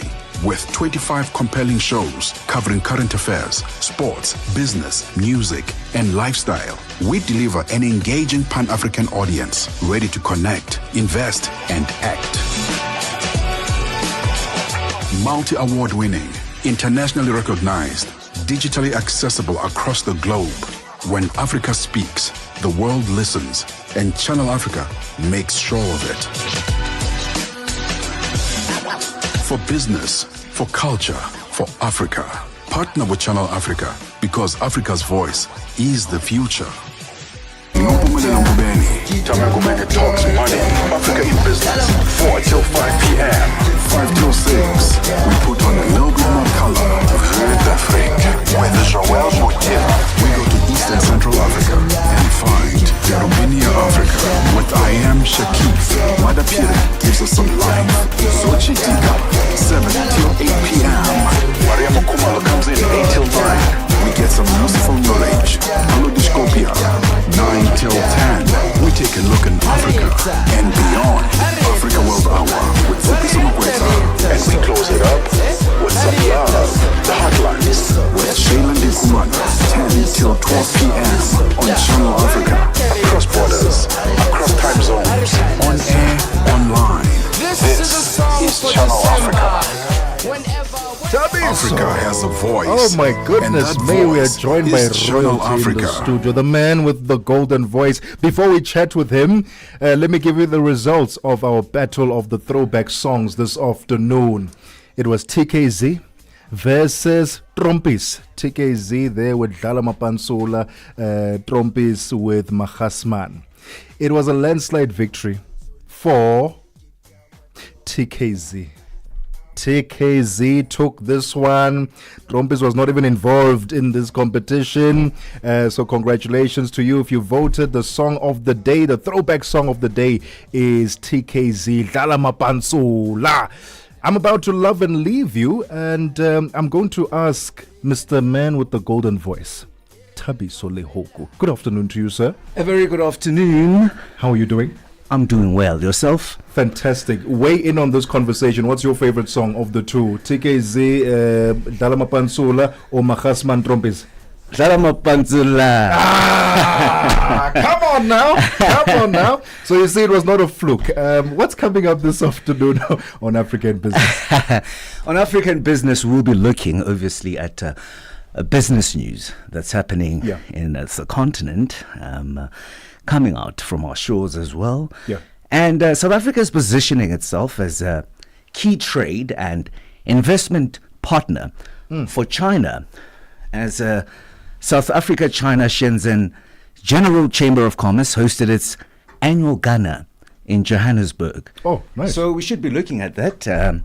Obviously, it's that time of the week once more where we have our cross broadcast with our sister station SAFM. Always looking on, forward to that one. G20, hot and topical, as well as many other more business stories coming from our shores. I love that. African Business this afternoon, spearheaded by Thabiso Lekhuleni, standing in for Tami Ngubeni. Stay tuned at 4 p.m. Central African time. He'll be taking over. For now, I'm going to love and leave you. Thank you so much for tuning into The Upside this afternoon. We hope you had a fantastic show with us and enjoyed the day with us. And again, for those who got paid yesterday, send through your voice note and let me know, A, do you still have money? And B, how do you celebrate when you get paid? Do you pay yourself first or do you pay the bills first? Are you responsible or do you pay yourself first? Also, it's actually a bit responsible there when you do pay yourself first, Tabi. So don't you think when you must pay yourself first? Yes, you must thank yourself. Hard. One way to put it is that you must thank yourself. Thank yourself. Did you thank yourself first or did you pay the bills? +27 63 406 9126. How do you go about doing it? I start by thanking myself. How do you thank yourself normally? You know, I always either buy an item for my house. Okay. Or I go out and have an expensive dish.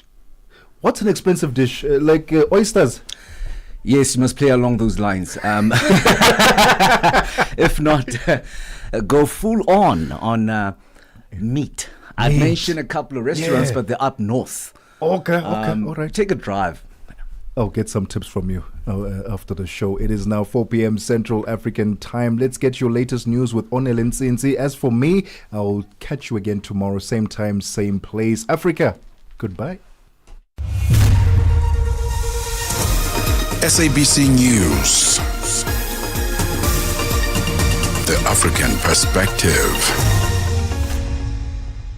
Thank you, Tebogo. Looking at your top stories, 29 children killed in an exam in the Central African Republic. And Iran's supreme leader says America gained nothing from its attacks on Iranian nuclear sites. Your latest news. Greetings to our listeners.